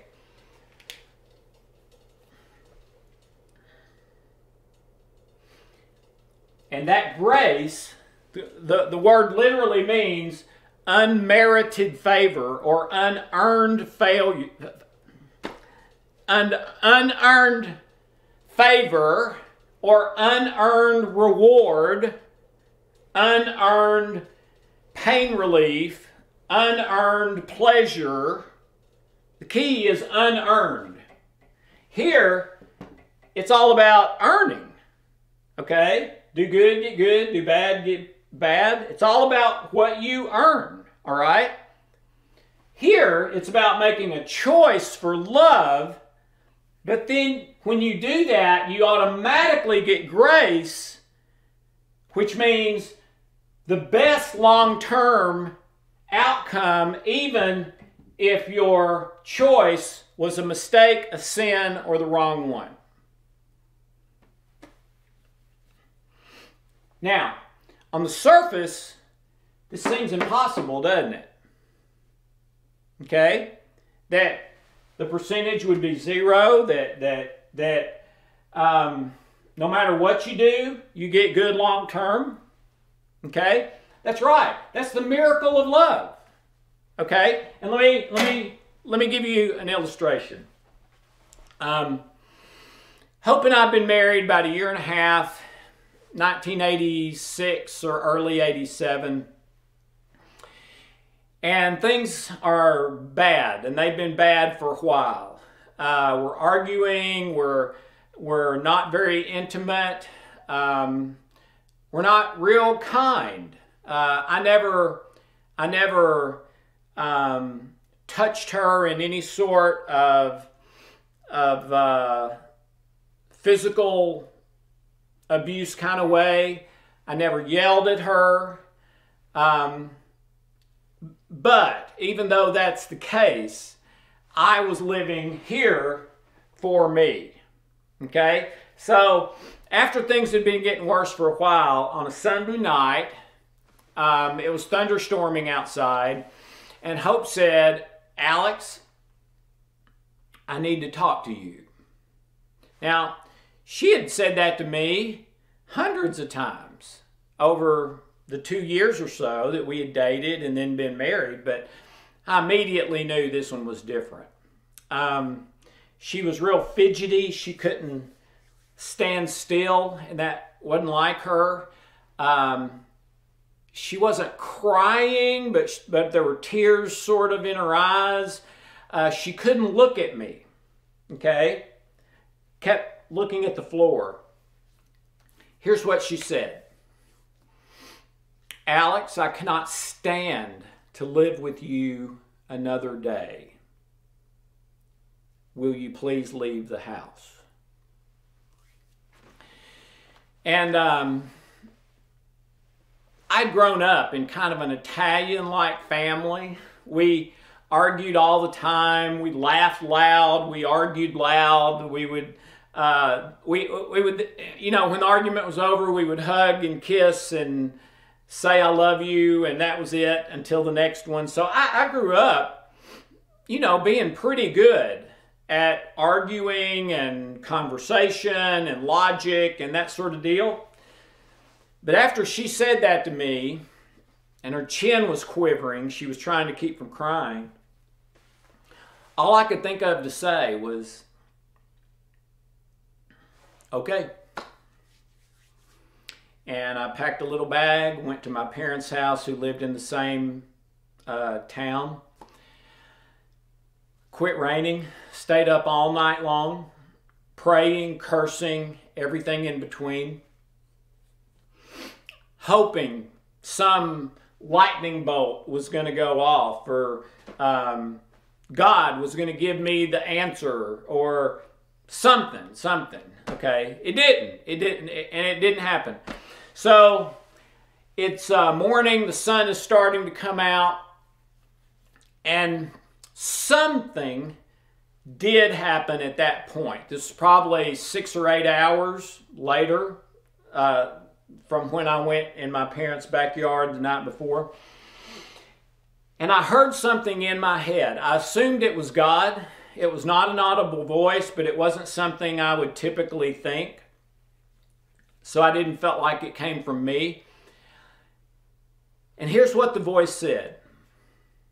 Alex, not only do you not love hope, you don't even know what love is. And excuse the language, but it pissed me off. I mean, it really did. I mean, at that time, I worked full time working with teenagers and their parents to try to improve relations and to keep the teenagers on the right track in their life without drugs and alcohol and going to school and, you know, that sort of thing. That's what I did. I mean, I was the love guy. I taught love. And this voice is saying, you don't even know what it is? I mean, get out of here. You're nuts. Of course I know what love is. So that evening and morning ended with anger. During the night, there was everything. But then that voice, and I'm angry, okay? But I could not get that out of my head. Not only do you not love hope, you don't even know what love is. I couldn't get it out of my head. And I was trying to every single day. I would even pray, get that away from me. That's not true. I don't want to think that. That's wrong. Well, I started talking to people much wiser than me, including my spiritual mentor now for 35 years. Met him back then, right when that happened, as well as other people older and wiser than me. I studied, went to the library, started looking up things about love and ancient manuscripts and new books and, you know, research and all kinds of stuff. Anyway, to make a long story short, after about 6 weeks, I believed that the voice was right. That not only had I not loved hope, I didn't even know what love was.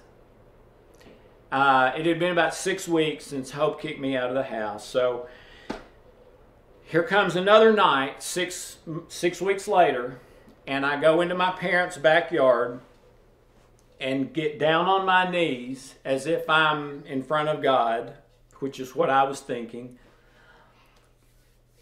And I made a vow.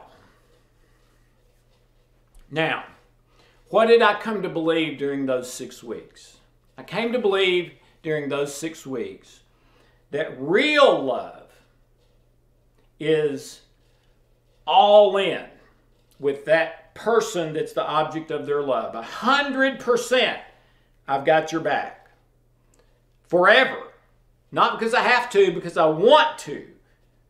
All in, got your back. All in. Nothing held back. No plan B, no safety net. No matter what happens, no matter what the other person does or doesn't do, forever. I came to believe that was real love. And that what I had been doing toward Hope, and really most of the other people in my life, including myself, was here. And that's exactly how I felt. I felt like I never measured up. I was never good enough because my percentage never got to where it needed to be and stayed there long term. Okay? And when I did too much of these because they were over my percentage, which means I'm bad, not good. Or at least on the bad side, not the good side. Okay?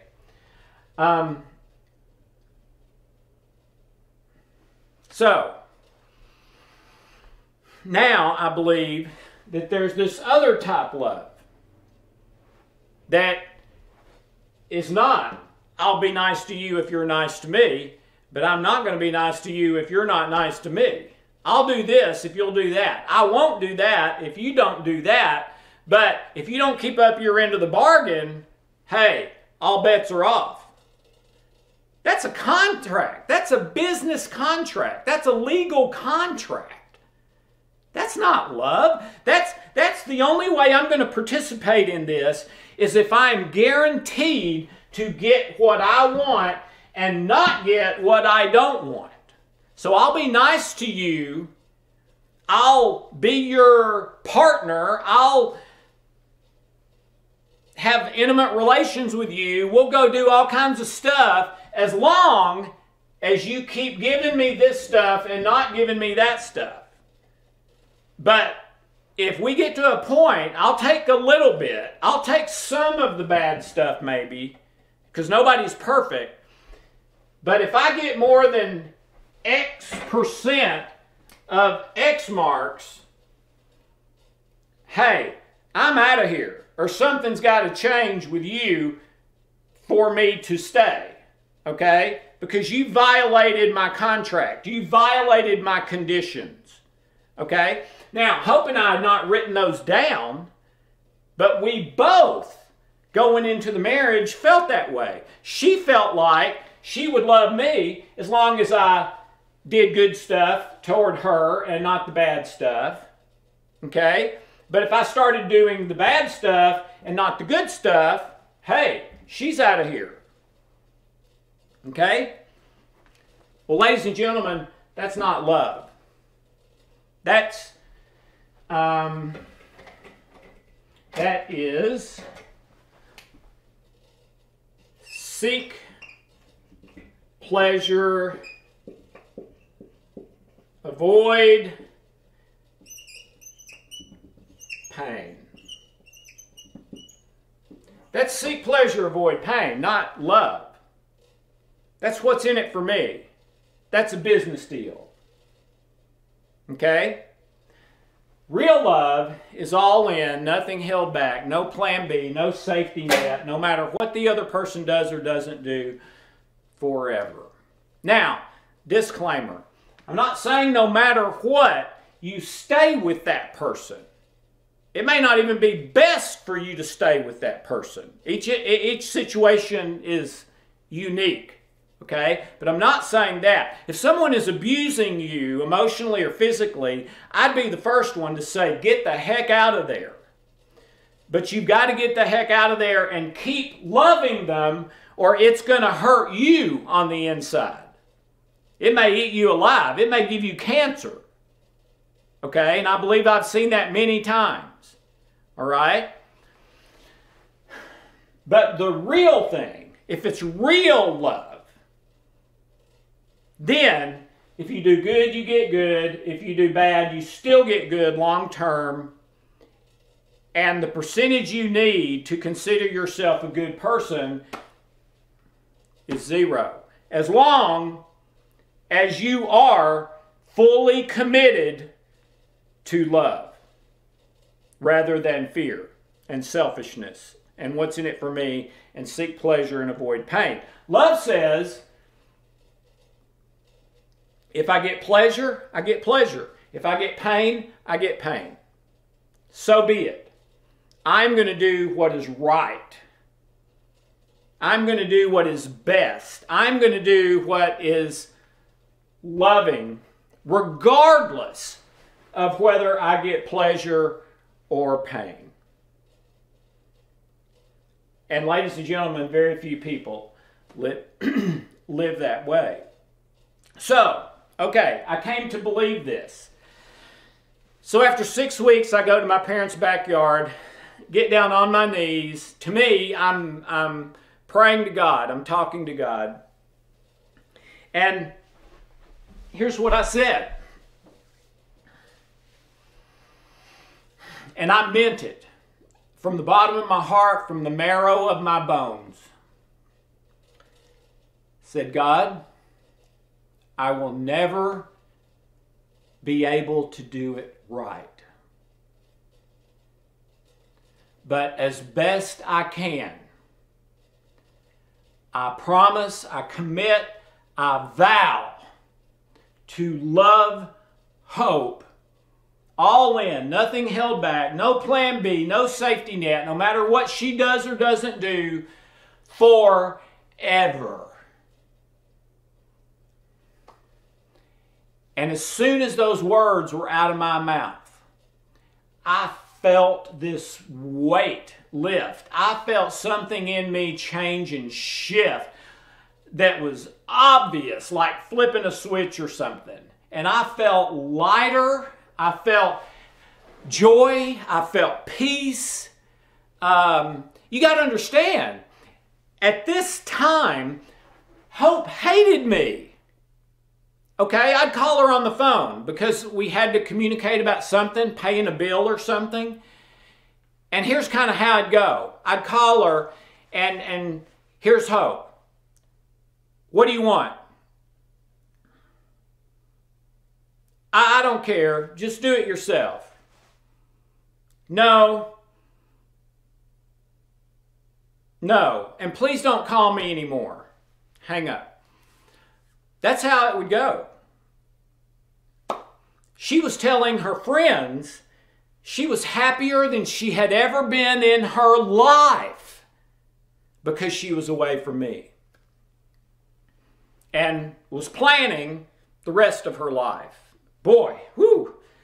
Okay, that's over with. Now, let's have a good life. All right?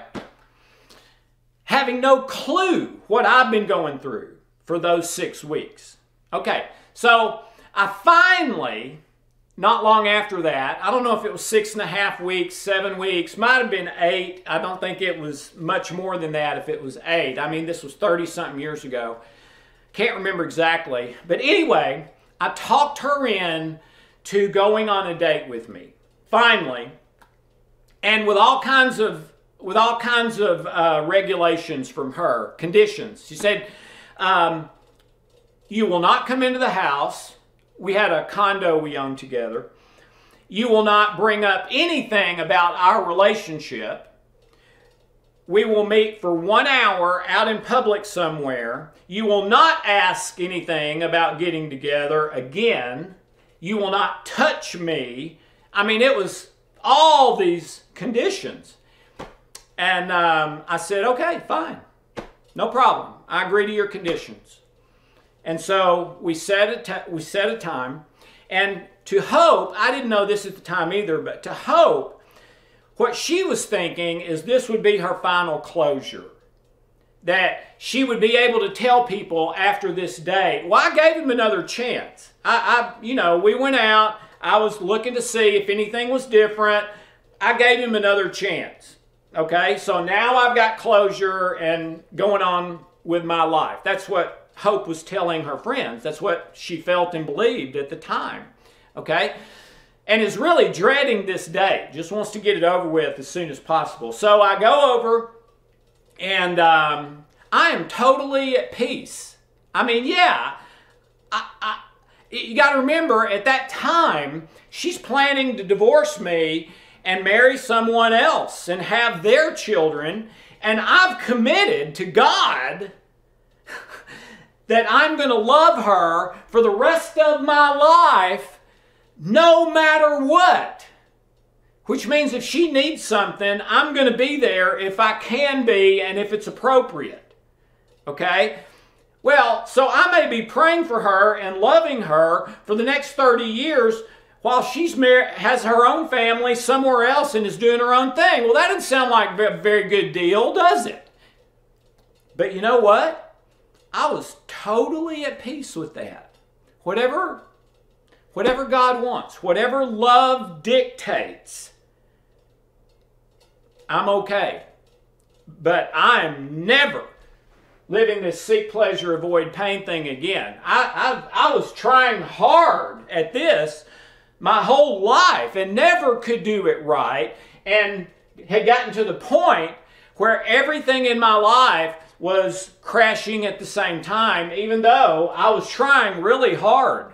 I was reading books, doing what they said. I wasn't sitting on the couch eating Twinkies. I was working, trying to have a successful life. But nothing worked. Why? Because I was committed to selfishness, to fear. This is the path of fear. This is the path of love. Fear masquerades as love in that business deal, seek pleasure, avoid pain, what I want, when I want, word. Yes, I will act loving as long as I'm getting what I want. And that masquerades as love. And I believe couples all over the world today don't really love each other. A lot of them, they're just in a mutually agreed situation of seek pleasure and avoid pain. And so they manage it together. They're kind of like roommates. They may like each other. They may even be friends, but it's not love. And if something happens tomorrow that is negative enough, I'm out of here. Love B, I'm never out of here. Now, we might separate because that's the best thing to do, but I'm going to keep loving you no matter what. Okay? Already shared with you, not long after that, few months, people start seeing me and I look younger than my age. I don't have any physical symptoms anymore. My migraine headaches went away overnight, never had another one. My acid reflux went away, have not taken in anything in years now for that. I got a promotion, and I was about to get fired. Instead of that, I got a promotion, and then here's what is sort of the final part of that story. So I knock on the door for my date with Hope, and she did something I've never seen her do before. She did a double take. I knocked on the door. She opened the door, looked at me, and then looked back real intensely, deep into my eyes, like she saw something surprising. What is that? Okay? She wouldn't tell me at the time because she thought it wasn't real, that I was just acting. She would tell me later that the first time she looked in my eyes, she knew I was not the same man. And she was right. I'd been changed from the inside out by love. Automatically, instantaneously. I didn't do it by willpower or effort. It was done in me, to me, through me, and for me. And I believe that's exactly what love does. Real love. Okay? So which are you? Which are you living? Love A or love B? What do you resonate with the most? If I do good, I get good. If I do bad, I get bad. Or most people do. Or is it, if I do good, I get good. If I do bad, I still get good long term. Because that's what love does. Okay? What I'm telling you today is I believe you can choose to start living love B. And it is a choice. You don't have to earn it. And when you choose it, really choose it, like I did 6 weeks later, after Hope kicked me out of the house, then you are living under a grace state, I believe. Rather than if you do good, you get good. If you do bad, you get bad. Okay? I do believe there is that love will do that if you are fully committed to love regardless of your worldview. But I also believe there is a level of love B you can only get to if you're right with God. Okay? Now, I'm not here to try to convince you or convert you or anything like that. But that is what I believe about this. Okay? Yes, you can do it no matter what your love view, and if you are committed to love. See, when I got back on my knees in 6 weeks and made that vow to God, I wasn't vowing to love God. In fact, at that time, I wasn't even sure if there was a God anymore. I'd kind of thrown all that stuff overboard because none of it was working, and was trying to figure out what I believed and what was right and all that sort of thing. And I may share more of that with you later, okay? But that's where I was, all right? I would not have said at that point that I loved God. I don't think. Because I was still reading all these different religious texts, talking to people, trying to figure out what was so, but I had become completely convinced about real love and committed 100% to love hope. I wasn't committing to love God then. I was committing to love hope.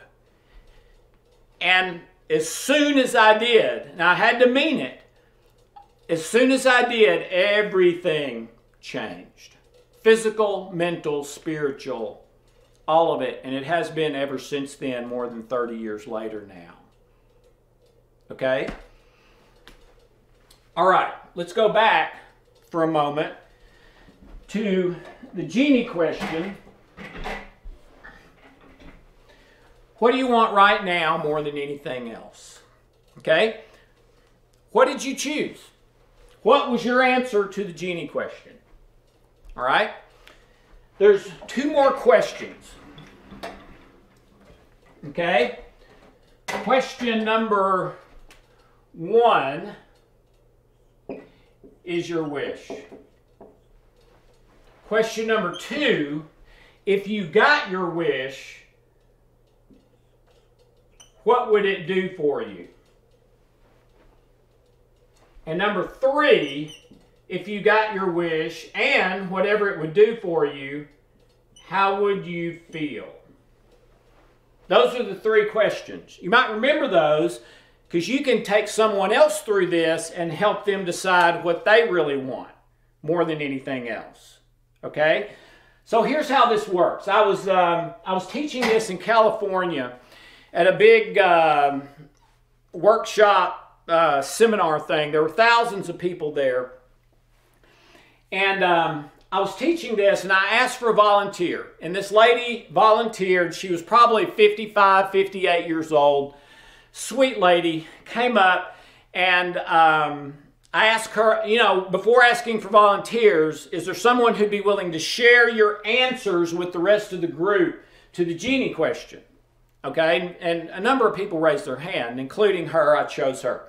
Okay, so ask her on stage, what was your wish? And it was millions of dollars. Okay, all right, cool. Number two, if you got the millions of dollars, what would it do for you? And she named a number of things. I could quit one of my jobs. We could go out to eat more. We could go on a vacation. I mean, she named a number of things. It would reduce my stress because the finances aren't so close, you know. All right, cool. And then number three, how would you feel? And her answer was peace. Okay, got that? And then I described how all this works. And let me do that for you right now. If your answer to the genie question, well, first of all, let me go somewhere else. I told you before, I've asked this question more than I've done anything else professionally. I know way over 100,000 people, maybe closer to 1 million people, but a lot of people, okay?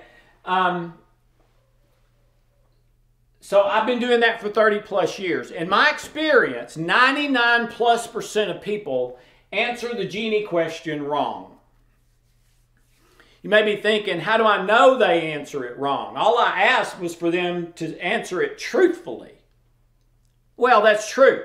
But they answer it wrong because the truthful answer they give proves that they're living here and they're on the road to seek pleasure, avoid pain, anger, frustration, low self-worth, etc., rather than love, joy, peace, etc. All right? So what is that? Over 99% of people answer the genie question with a physical or external circumstance. Money, things money will buy, a health problem to go away, someone else to start doing something they're not doing or quit doing something they are doing, a physical or external circumstance. 99+%. Less than 1% of the people over the years have answered the genie question with what I call an inward state rather than external circumstances. What's an inward state? Love, joy, peace, patience, kindness, goodness, self-worth, identity, significance, security, all that. Okay? Here's how it works, and this is all based on research.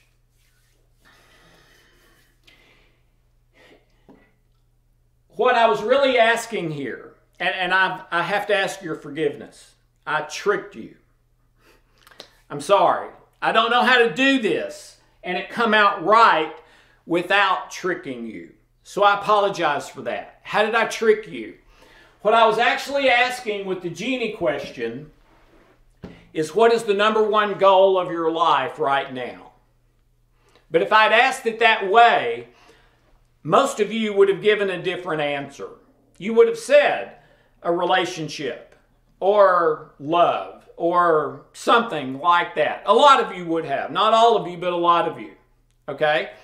But rest assured, the way you answered the genie question reveals what the #1 goal of your life is right now. Okay?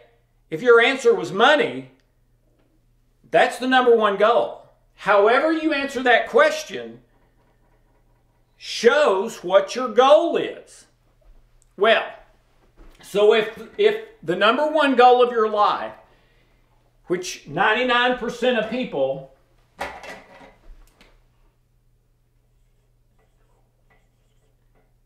circumstances, if your answer is with the 99%, physical or external circumstances, there's two possibilities. The first one, woohoo! Yes! Sorry. Hope I didn't scare you. For 5 minutes, for a day, for a week, for a month, for 3 months, but it's really, really rare it lasts 3 months, okay? So the first possibility is woohoo, but then in pretty short order, I'm right back to feeling that something's missing or something's wrong. And so I go, try another thing on, try another thing on, put another thing inside me, try this thing, try doing it this way. And very often people do that with about 20 things their whole adult life. And then at the end of their life, they've still not found it and wonder what in the world was all that about. And they feel like they're not good enough. Okay? And they feel stuck in their life. Okay? So that's the first possibility. Woohoo, and then that didn't do it for me. Let me try something else. The second possibility is the phenomenon of your ladder leaning against the wrong building. And you climbing the ladder only to realize the destination's wrong. In other words, with that one, there's not even a woohoo. You immediately know, this isn't going to do it for me. I remember watching a documentary about Elton John and his band. And Elton John's partner, who I believe wrote the lyrics to most of the songs, Elton wrote one or the other, either the tune or the lyrics, and then his partner wrote the other, and they were a great team. I think they still are today. But they were interviewing in the documentary his partner, saying, oh, wow, you guys struggled and worked hard and were in poverty, and then overnight you're famous and have millions of dollars. What was that like after it hit and you knew we made it, we're successful? You know what he said? He said, well, to be honest, my feeling was, is this all there is? See, here's the truth. What you really want more than anything else in your life is not the answer to question number one, if that was a physical or external circumstance, like the 99%. What everyone wants most, if they're not in a life-threatening emergency. Now, if you're in a war zone or something, or somebody is trying to kill you, or it is life or death, then, okay, yeah, the physical or external circumstances might be okay, all right? But even then, what you want most is typically not that. It's the answer to number three. The lady who came up and volunteered and said, and I explained all of this, and I asked her, I said, is it possible that what you've really wanted most all your life, or at least for years, is not millions of dollars, which is what she said, but it's internal peace? And as soon as I said that, this look came over her face that was a big shift in her countenance and attitude. And then all of a sudden, she started just bawling, just weeping. I mean, right on stage. I'm talking gasping for air, kind of weeping, okay? And I felt horrible. And I pulled her over to the side and I said, I'm so sorry, please go sit down. I'm so sorry. I didn't mean to. And she stopped me. She said, no, I want to finish this, okay? I said, you sure? Yes. And she was wiping her eyes, calming down a little bit. She said, I want to finish this. Okay? So we went back up, got the microphone, told people what had happened, that I'd apologized, asked her to sit down. She said, no, I want to finish. And then said, okay, so if you want to finish, held the microphone up, what happened? Okay? And then all of a sudden, her countenance changed again, and she started laughing, almost hysterically with joy. I think a couple of times she even got off the ground a little bit, laughing, okay? And so now everybody's really kind of freaked out. That's such extremes from this one lady up here, okay? So please tell us what's going on. Here's what she said. She said, when you explain this to me, and that what I really want most is peace, not millions of dollars, she said, I just felt like I fell off a cliff or something. And she said, I had the thought, you mean I've wasted all these years going after something that's not even what I wanted and didn't know it, and I can't get those years back. And she said, I felt like just a horrible failure. Okay, that's when she started weeping. She said then she had the thought, but whoa, wait a minute. If what this guy's saying is right, then I can have what I really want most, internal peace,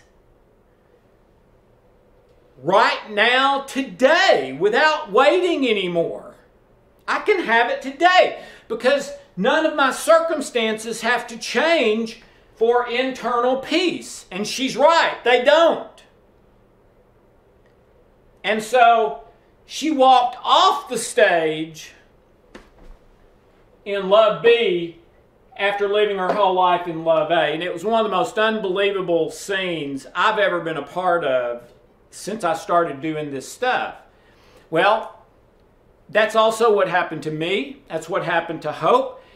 That's what we want to take you by the hand, go with you. It's kind of like we have, with a machete, chopped our way through the wilderness and rainforest and braved all the dangerous animals and everything else in order to get to the prize on the other side. And you're not going to have to hack your way through the jungle for years and years and years. You're just going to hold on to our hand and we're going to lead you through the way we've already made. Okay? That's how I see this anyway. Okay, so if your number one goal in life, your answer to the genie question, is a physical or external circumstance, chances are you'll never get it, because that's what typically happens. But even if you do get it, those are the two possibilities. Woohoo, and then this didn't do it for me, so let me try something else. And you don't even get a woohoo. You immediately know this is not going to do it for me. Those are the two possibilities. The one thing that is not in the realm of possibility is for you to have as your goal a physical or external circumstance, achieve it, and it bring you love, joy, and peace long term. Ladies and gentlemen, that is impossible. It has never happened and it never will. And that is based on the research. Dr. Dan Gilbert, Harvard University. Original research done on the campus of Harvard. Dr. Gilbert wrote a best-selling book about it called Stumbling into Happiness, okay? You see him on TV commercials a lot now, okay? Professor at Harvard, research on the campus at Harvard, all of that, okay? Big-time stuff. What did they find? This is a direct quote from Dr. Gilbert, their results from that study. Expectations are a happiness killer. What does he mean by expectation? Something in the future that hasn't happened yet, that's not completely under your control, because for one thing, it's in the future and hadn't happened yet. And probably for other reasons, you can't totally, completely control either, because you can't control what other people do, circumstances, very little. I mean, I could fall over dead in my next breath. I could walk out the house and get hit by a truck. I mean, expectations of the future are out of our control. But having that as a goal means you are trying to control it. Why are you trying to control it? Because you live in love A. If I do good, I get good. If I do bad, I get bad. So my effort is what determines everything. Okay? So I'm going to put my effort to changing my physical and external circumstances, and then I'll be happy. Only that never makes you happy. It's the internal feelings that make you happy, unhappy, content, not content, feel good about yourself, bad about yourself, etc. Those all come from here, not from here. Okay? So, let's look at the other side of the coin. Let's say that your number one goal is not a physical or external circumstance. You do not agree with that, with the 99% of people who have that as their number one goal. Your genie wish and goal is the inward state of love, joy, peace, freedom, contentment, gratitude, forgiveness, worth, identity, acceptance, patience, etc. Okay? That's what makes you content. That's what makes you happy. That's what makes you, this is what everyone wants, whether they know it or not. Okay? So, if you achieve the inward state of love, joy, and peace, does that have any effect on your physical or external circumstances? Absolutely. Virtually without exception. You change your inward state from I'm not good enough, anxiety, stress, fear, anger, irritation, low self-worth, okay? You live there, all right? And your number 3 is going to be one of those things. Anxiety, anger, low self-worth, whatever. And that makes you unhappy, even if your circumstances are great. On the other hand, if you're in love, joy, and peace here, you're going to be content in almost any circumstance. Unless it's a life or death situation, and you're not supposed to be content then. That's when you're supposed to go into fight or flight to save your life, etc. Okay? But when you're not in a life-threatening situation, the internal love, joy, and peace will produce positive physical and external circumstances, including improved health, very often the health problem going away completely, better relationships, all the stuff on the success, when the hypothalamus flips the success switch, all that stuff, okay? That's what happens when you develop the inward state of love, joy, and peace, which you absolutely can. And that's the only thing we do and have been doing for 21 years and what we want to help you do now. Okay? When I did a lot of counseling and therapy, my specialty was relationships because I believe that was the most important thing, that you would go the way your relationships went. Okay?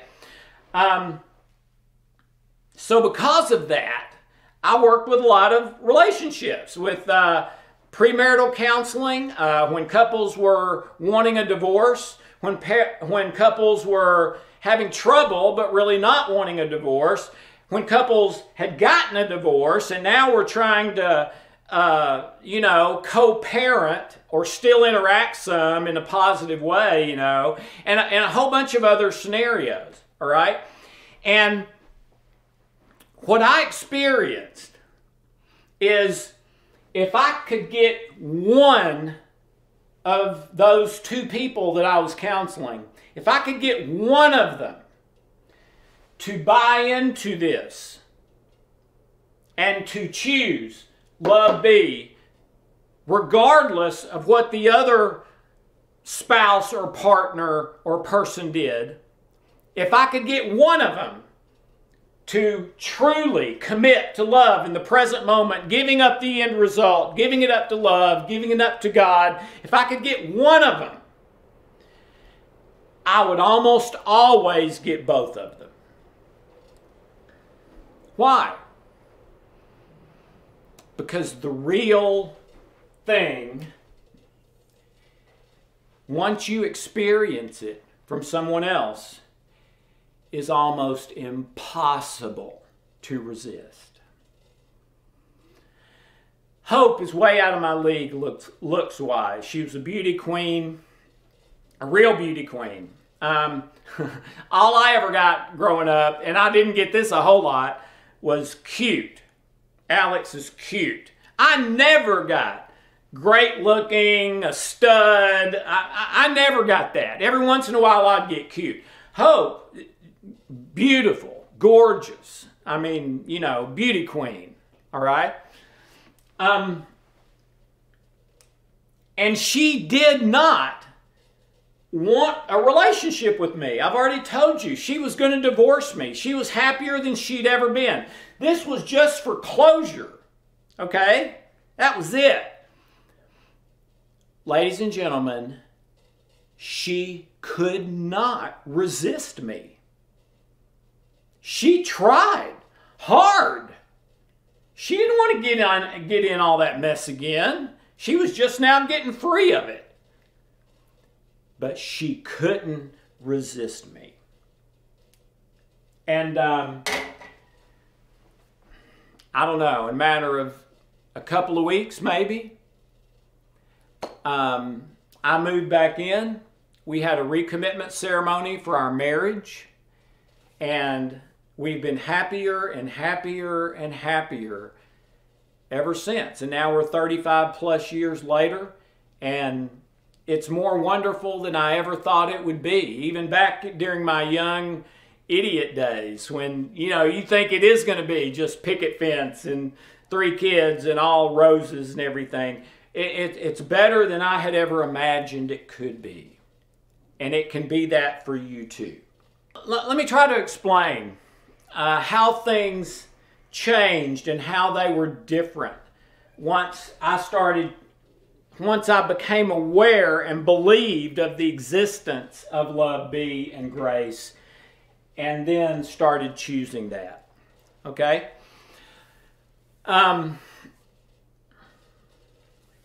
Right after we had a recommitment ceremony and got back together, it was really interesting because we started kind of making all our friends angry. They would call us disgusting and things like that. Why? Because we'd go out to a movie with them, or we'd go out to eat, or we'd go to the park, or we'd go on a trip, or whatever, and we could not keep our hands off each other. We were hugging and kissing and touching. I mean, we just couldn't keep our hands off of each other. There was no comparison to how much we loved each other compared to how much we loved each other before we became aware and started choosing love B instead of love A. There was no comparison, okay? I'll give you another example. We were dirt poor. In fact, I was going to school full time and working 3 jobs to pay for school and our bills for Hope and I. And Hope had started a house cleaning service. It was just her. And so I started helping her clean after we were back together. And she was real good at it, and I wasn't very good at it. I'm not a detail person. She's an ultra detail person. So she was in charge. We'd go into the house, and I'll never forget that first time after we had our recommitment. And we went into the house that we were going to clean, and Hope gave me a bucket of cleaning stuff, and she had a bucket of cleaning stuff. And she said, okay, Alex, you go that way down to that side of the house and start cleaning the bathrooms, and I'm going to start at that end of the house, and we'll just sort of meet and then crisscross, and then we'll be done. But we won't be in each other's way. I said, okay, cool. And so I went off and she went off. Now, what you need to know is that probably the most dreaded thing for me to do my entire life was clean toilets. I mean, I just thought that was the most disgusting thing in the world, and no one should have to do it, but especially not me. And I would lie to get out of it. I would weasel. I would come up with excuses. I would make plans so that I could say I had plans. I mean, whatever it took. And Hope knew that, okay? So I really wondered if this was a test. Now, she said it wasn't, but still wonder a little bit. Not that she'd lie to me. Sometimes you don't realize all the reasons you do things. But anyway, about 10 minutes later, Hope hears something that makes her start walking fast and maybe a little bit angry to the other end of the house to see what in the world I'm doing, because she knows I'm not cleaning the toilets. How does she know that from the other end of the house? She hears me singing very joyfully and loud. And she knows how I hate cleaning toilets. And I should be cursing or you know, saying things under my breath or holding my nose, making faces, you know, all that. But there's no way I'm singing joyfully and cleaning the house. And she wants us to get done so we can get on to the next house and then get home and maybe do something fun that night. Okay? So she's coming through the house, and she comes to the door of the bathroom where I am and stops and looks down, and I'm on my knees cleaning the toilet, and the reason she could hear it is because I was singing into the porcelain bowl, and it was reverberating back, you know, almost like a speaker. And so she stops at the door, looks down, sees that, and says, "Oh, you're cleaning the toilet." You know, it had, as much as I had hated cleaning toilets, that time, after I went from love A to love B, it never even occurred to me that I was cleaning the toilet. I never even thought how much I hated it. In fact, I didn't hate it anymore. It had been changed into something I did not mind doing at all. Why? Because I've got internal love, joy, peace, and a fabulous love, joy, peace relationship with this gorgeous, incredible lady. I'm the luckiest guy in the world. What have I got to be upset about? That's how I felt now. Well, what had changed? Really, just that.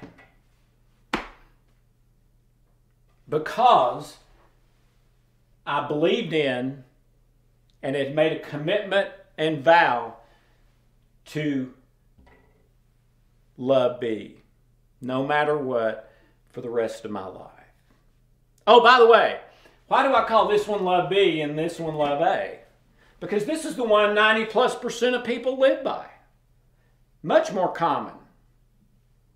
This one's pretty rare, all right? Maybe 1 person in 100 or 1 in 1,000 naturally lives here and here. Okay, my grandmother was one of those. I was not. Hope was not. Very few are, okay? But believing this and committing to it, really meaning it, that's what changed. And then Hope could not resist that love and then started loving me back. Okay? Hope's side of that. I told you about my cleaning toilets thing. Hope's most hated thing in the world at that time, probably besides like death and torture, was University of Tennessee football. I grew up playing sports. Football, basketball, baseball, tennis, everything really. Went to college on an athletic scholarship. My older brother went to the University of Tennessee and is old enough to be my father. So when I was a little kid, we were going to see him in college, and we're going to football games, Tennessee football games, okay? And it was so much fun, okay? Just a blast, all right? But Hope hated it because I was obsessed. I mean, I watched the games, I went to the games, I read about the games, I listened to talk radio about the games. I mean, if anyone was watching how I acted toward sports and games and how I acted toward Hope, they would have come to the conclusion, I believe, that I loved games more than I loved Hope. Now, I would have denied that at the time, but now I believe that was exactly the case. I had a God. I had an idol. And the idol was football, sports. I had others too. Food, drink, sex. I had a bunch of them. But anyway, that's what changed it. That's the only thing that changed. And that changed me automatically from the inside out, and then it changed Hope. And so Hope has hated Tennessee football. I mean, if she came into the room before she kicked me out of the house and there was a game on, oh man, her face would screw up and she would say, "Turn that off," or "Turn that down. I hate that. I don't want to hear a word of it. I just hate that so much. You love that more than me. You love that." You know, those are the kind of things she would say. That's how she was passionate about it, okay? Well, about 6 months after our reconciliation, moved back in, I've committed to this, she's committed to this, experiencing this, etc. There was a day during the week, and I think it was after work, and Hope said, "Alex, I need to talk to you." Now, those are the exact same words she had said 6 months earlier when she kicked me out of the house. But I could tell this was different. It felt like this was going to be something positive. But there were some similarities. She couldn't look at me. She was real fidgety. Okay? And here's what she said. First was a question. "Alex, is there a University of Tennessee football game this weekend?" And I mean, as soon as she said that, all my bells and whistles are going off. Danger, danger. And I said, "Why do you ask?" And she said, because I want us to go.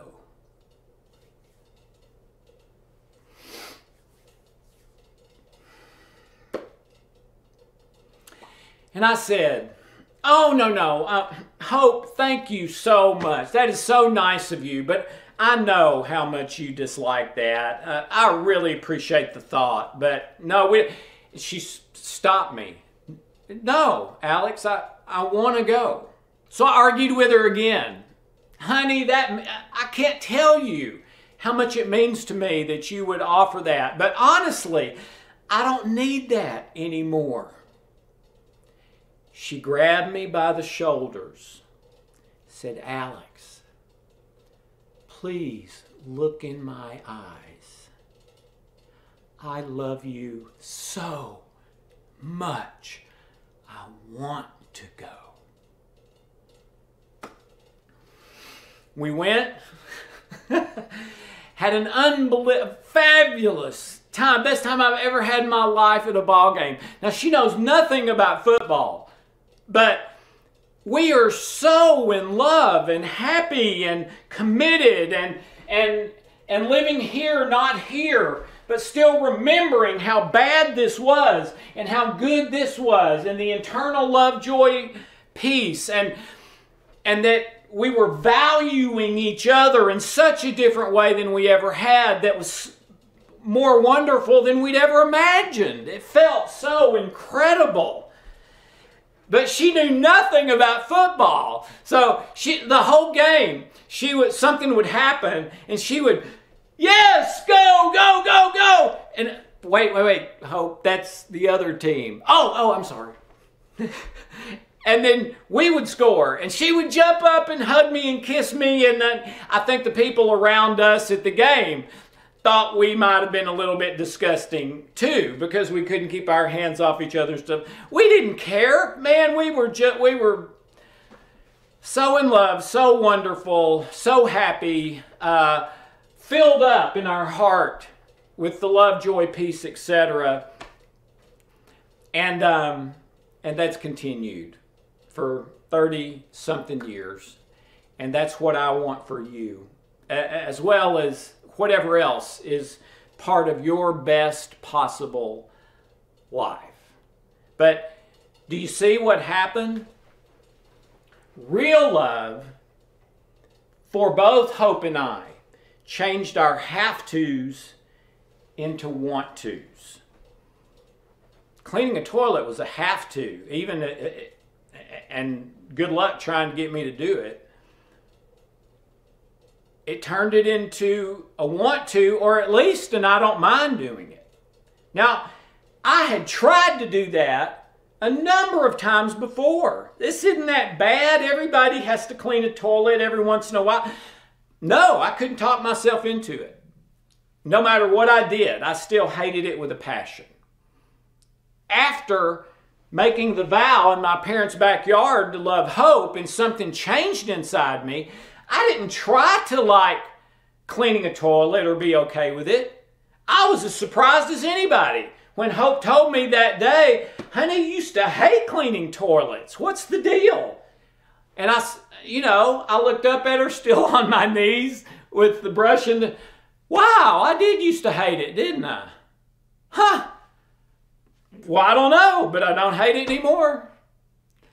And Hope hated Tennessee football. You know how many times I've tried to argue with her, logic with her, to like Tennessee football, or at least be okay with it so that I could watch it in the house without getting yelled at.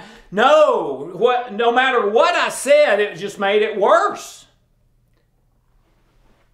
But love, real love, changed her have to into want to.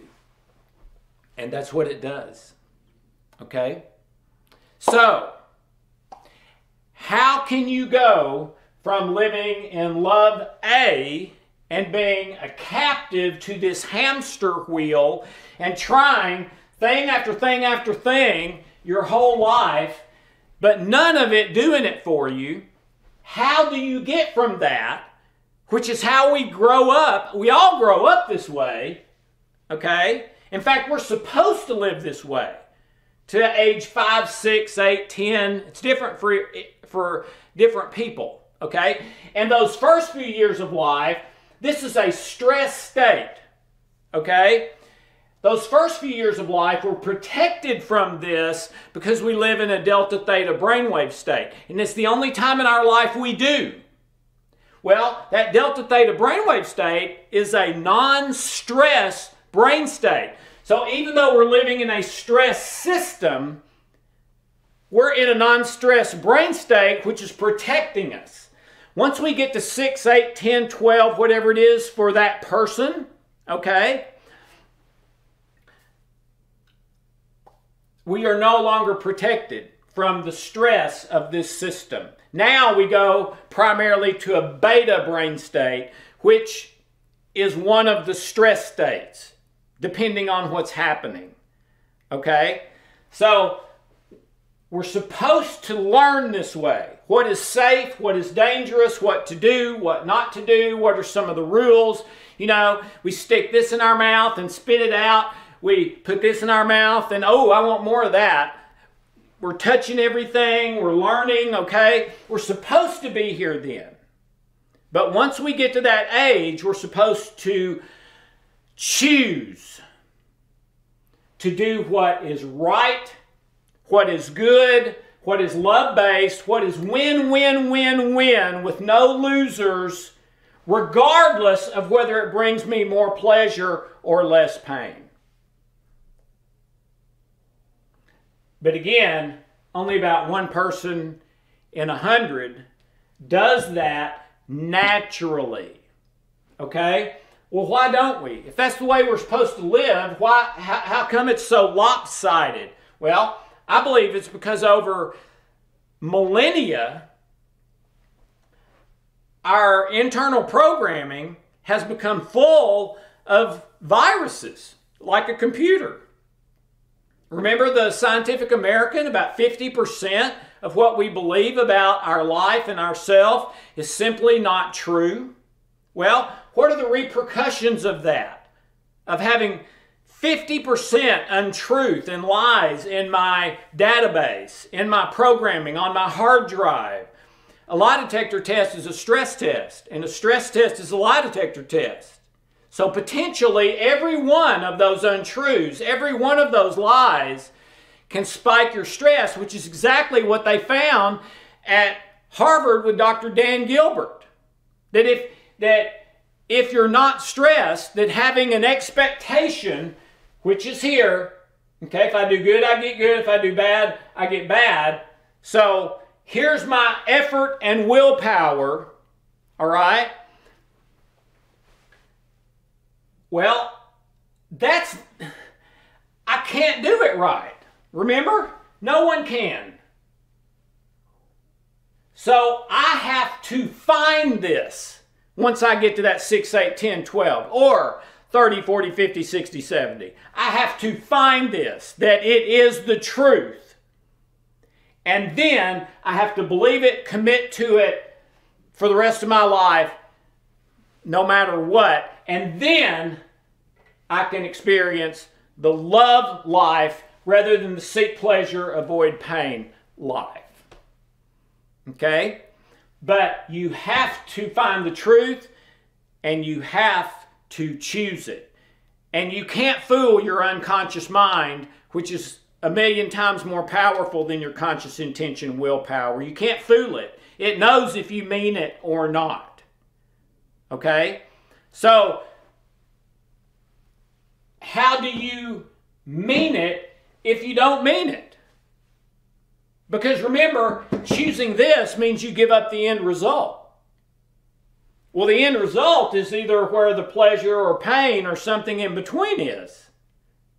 Okay? That's the thing I'm wishing for, is that end result of and trying to live the best life I can. All right? But this one is not about my willpower. This one's not about the end results. This one is about committing to love in the heart in the unconscious mind, in the internal state. Okay? And when you do that, it changes your have-tos into want-tos, and it switches your percentage to 0, and no matter whether you do good or bad, still long-term, you get good, because that's what love does. This one, rather than love, is really fear.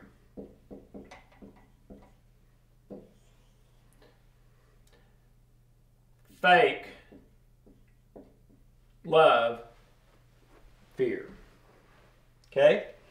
What are you afraid of? The end result. That it's going to be painful, or that the pain is not going to get better, or that the pleasure you want or need you're not going to get, or you're going to lose it, or something's going to happen to it. Love A is all about end results. Love B is about leaving the end results to love, or to God, and focusing in the present, in love, as best I can, walking in the direction of what I believe is what I'm supposed to be doing now. That's love-based, okay?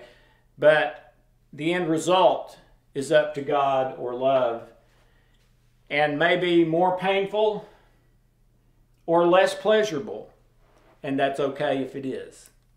If you choose here to live love A, these are the results you get, guaranteed. Isn't that ironic?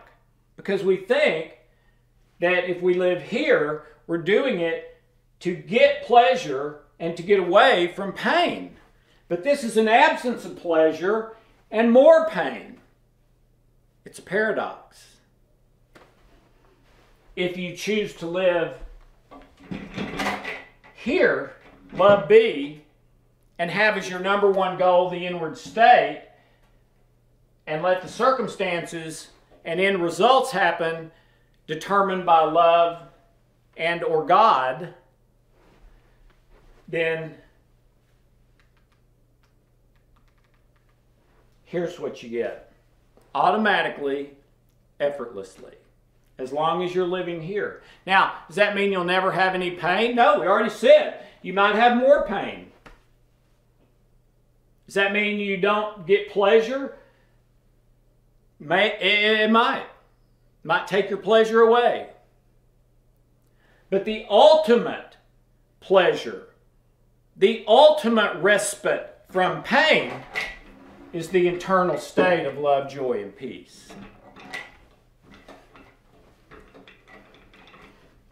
But to get it, sorry, this isn't moving very well. But to get it, you have to give it up. To get the best end result for you, the best life possible, you have to give up the end result. But love and God have the power to produce those end results that your effort and willpower is not enough to do. Because remember, 1,000,000 to 1, right? Well, love's more powerful than your unconscious. God's more powerful than your unconscious. Okay? So, the only way to get what you really want most is to give it up.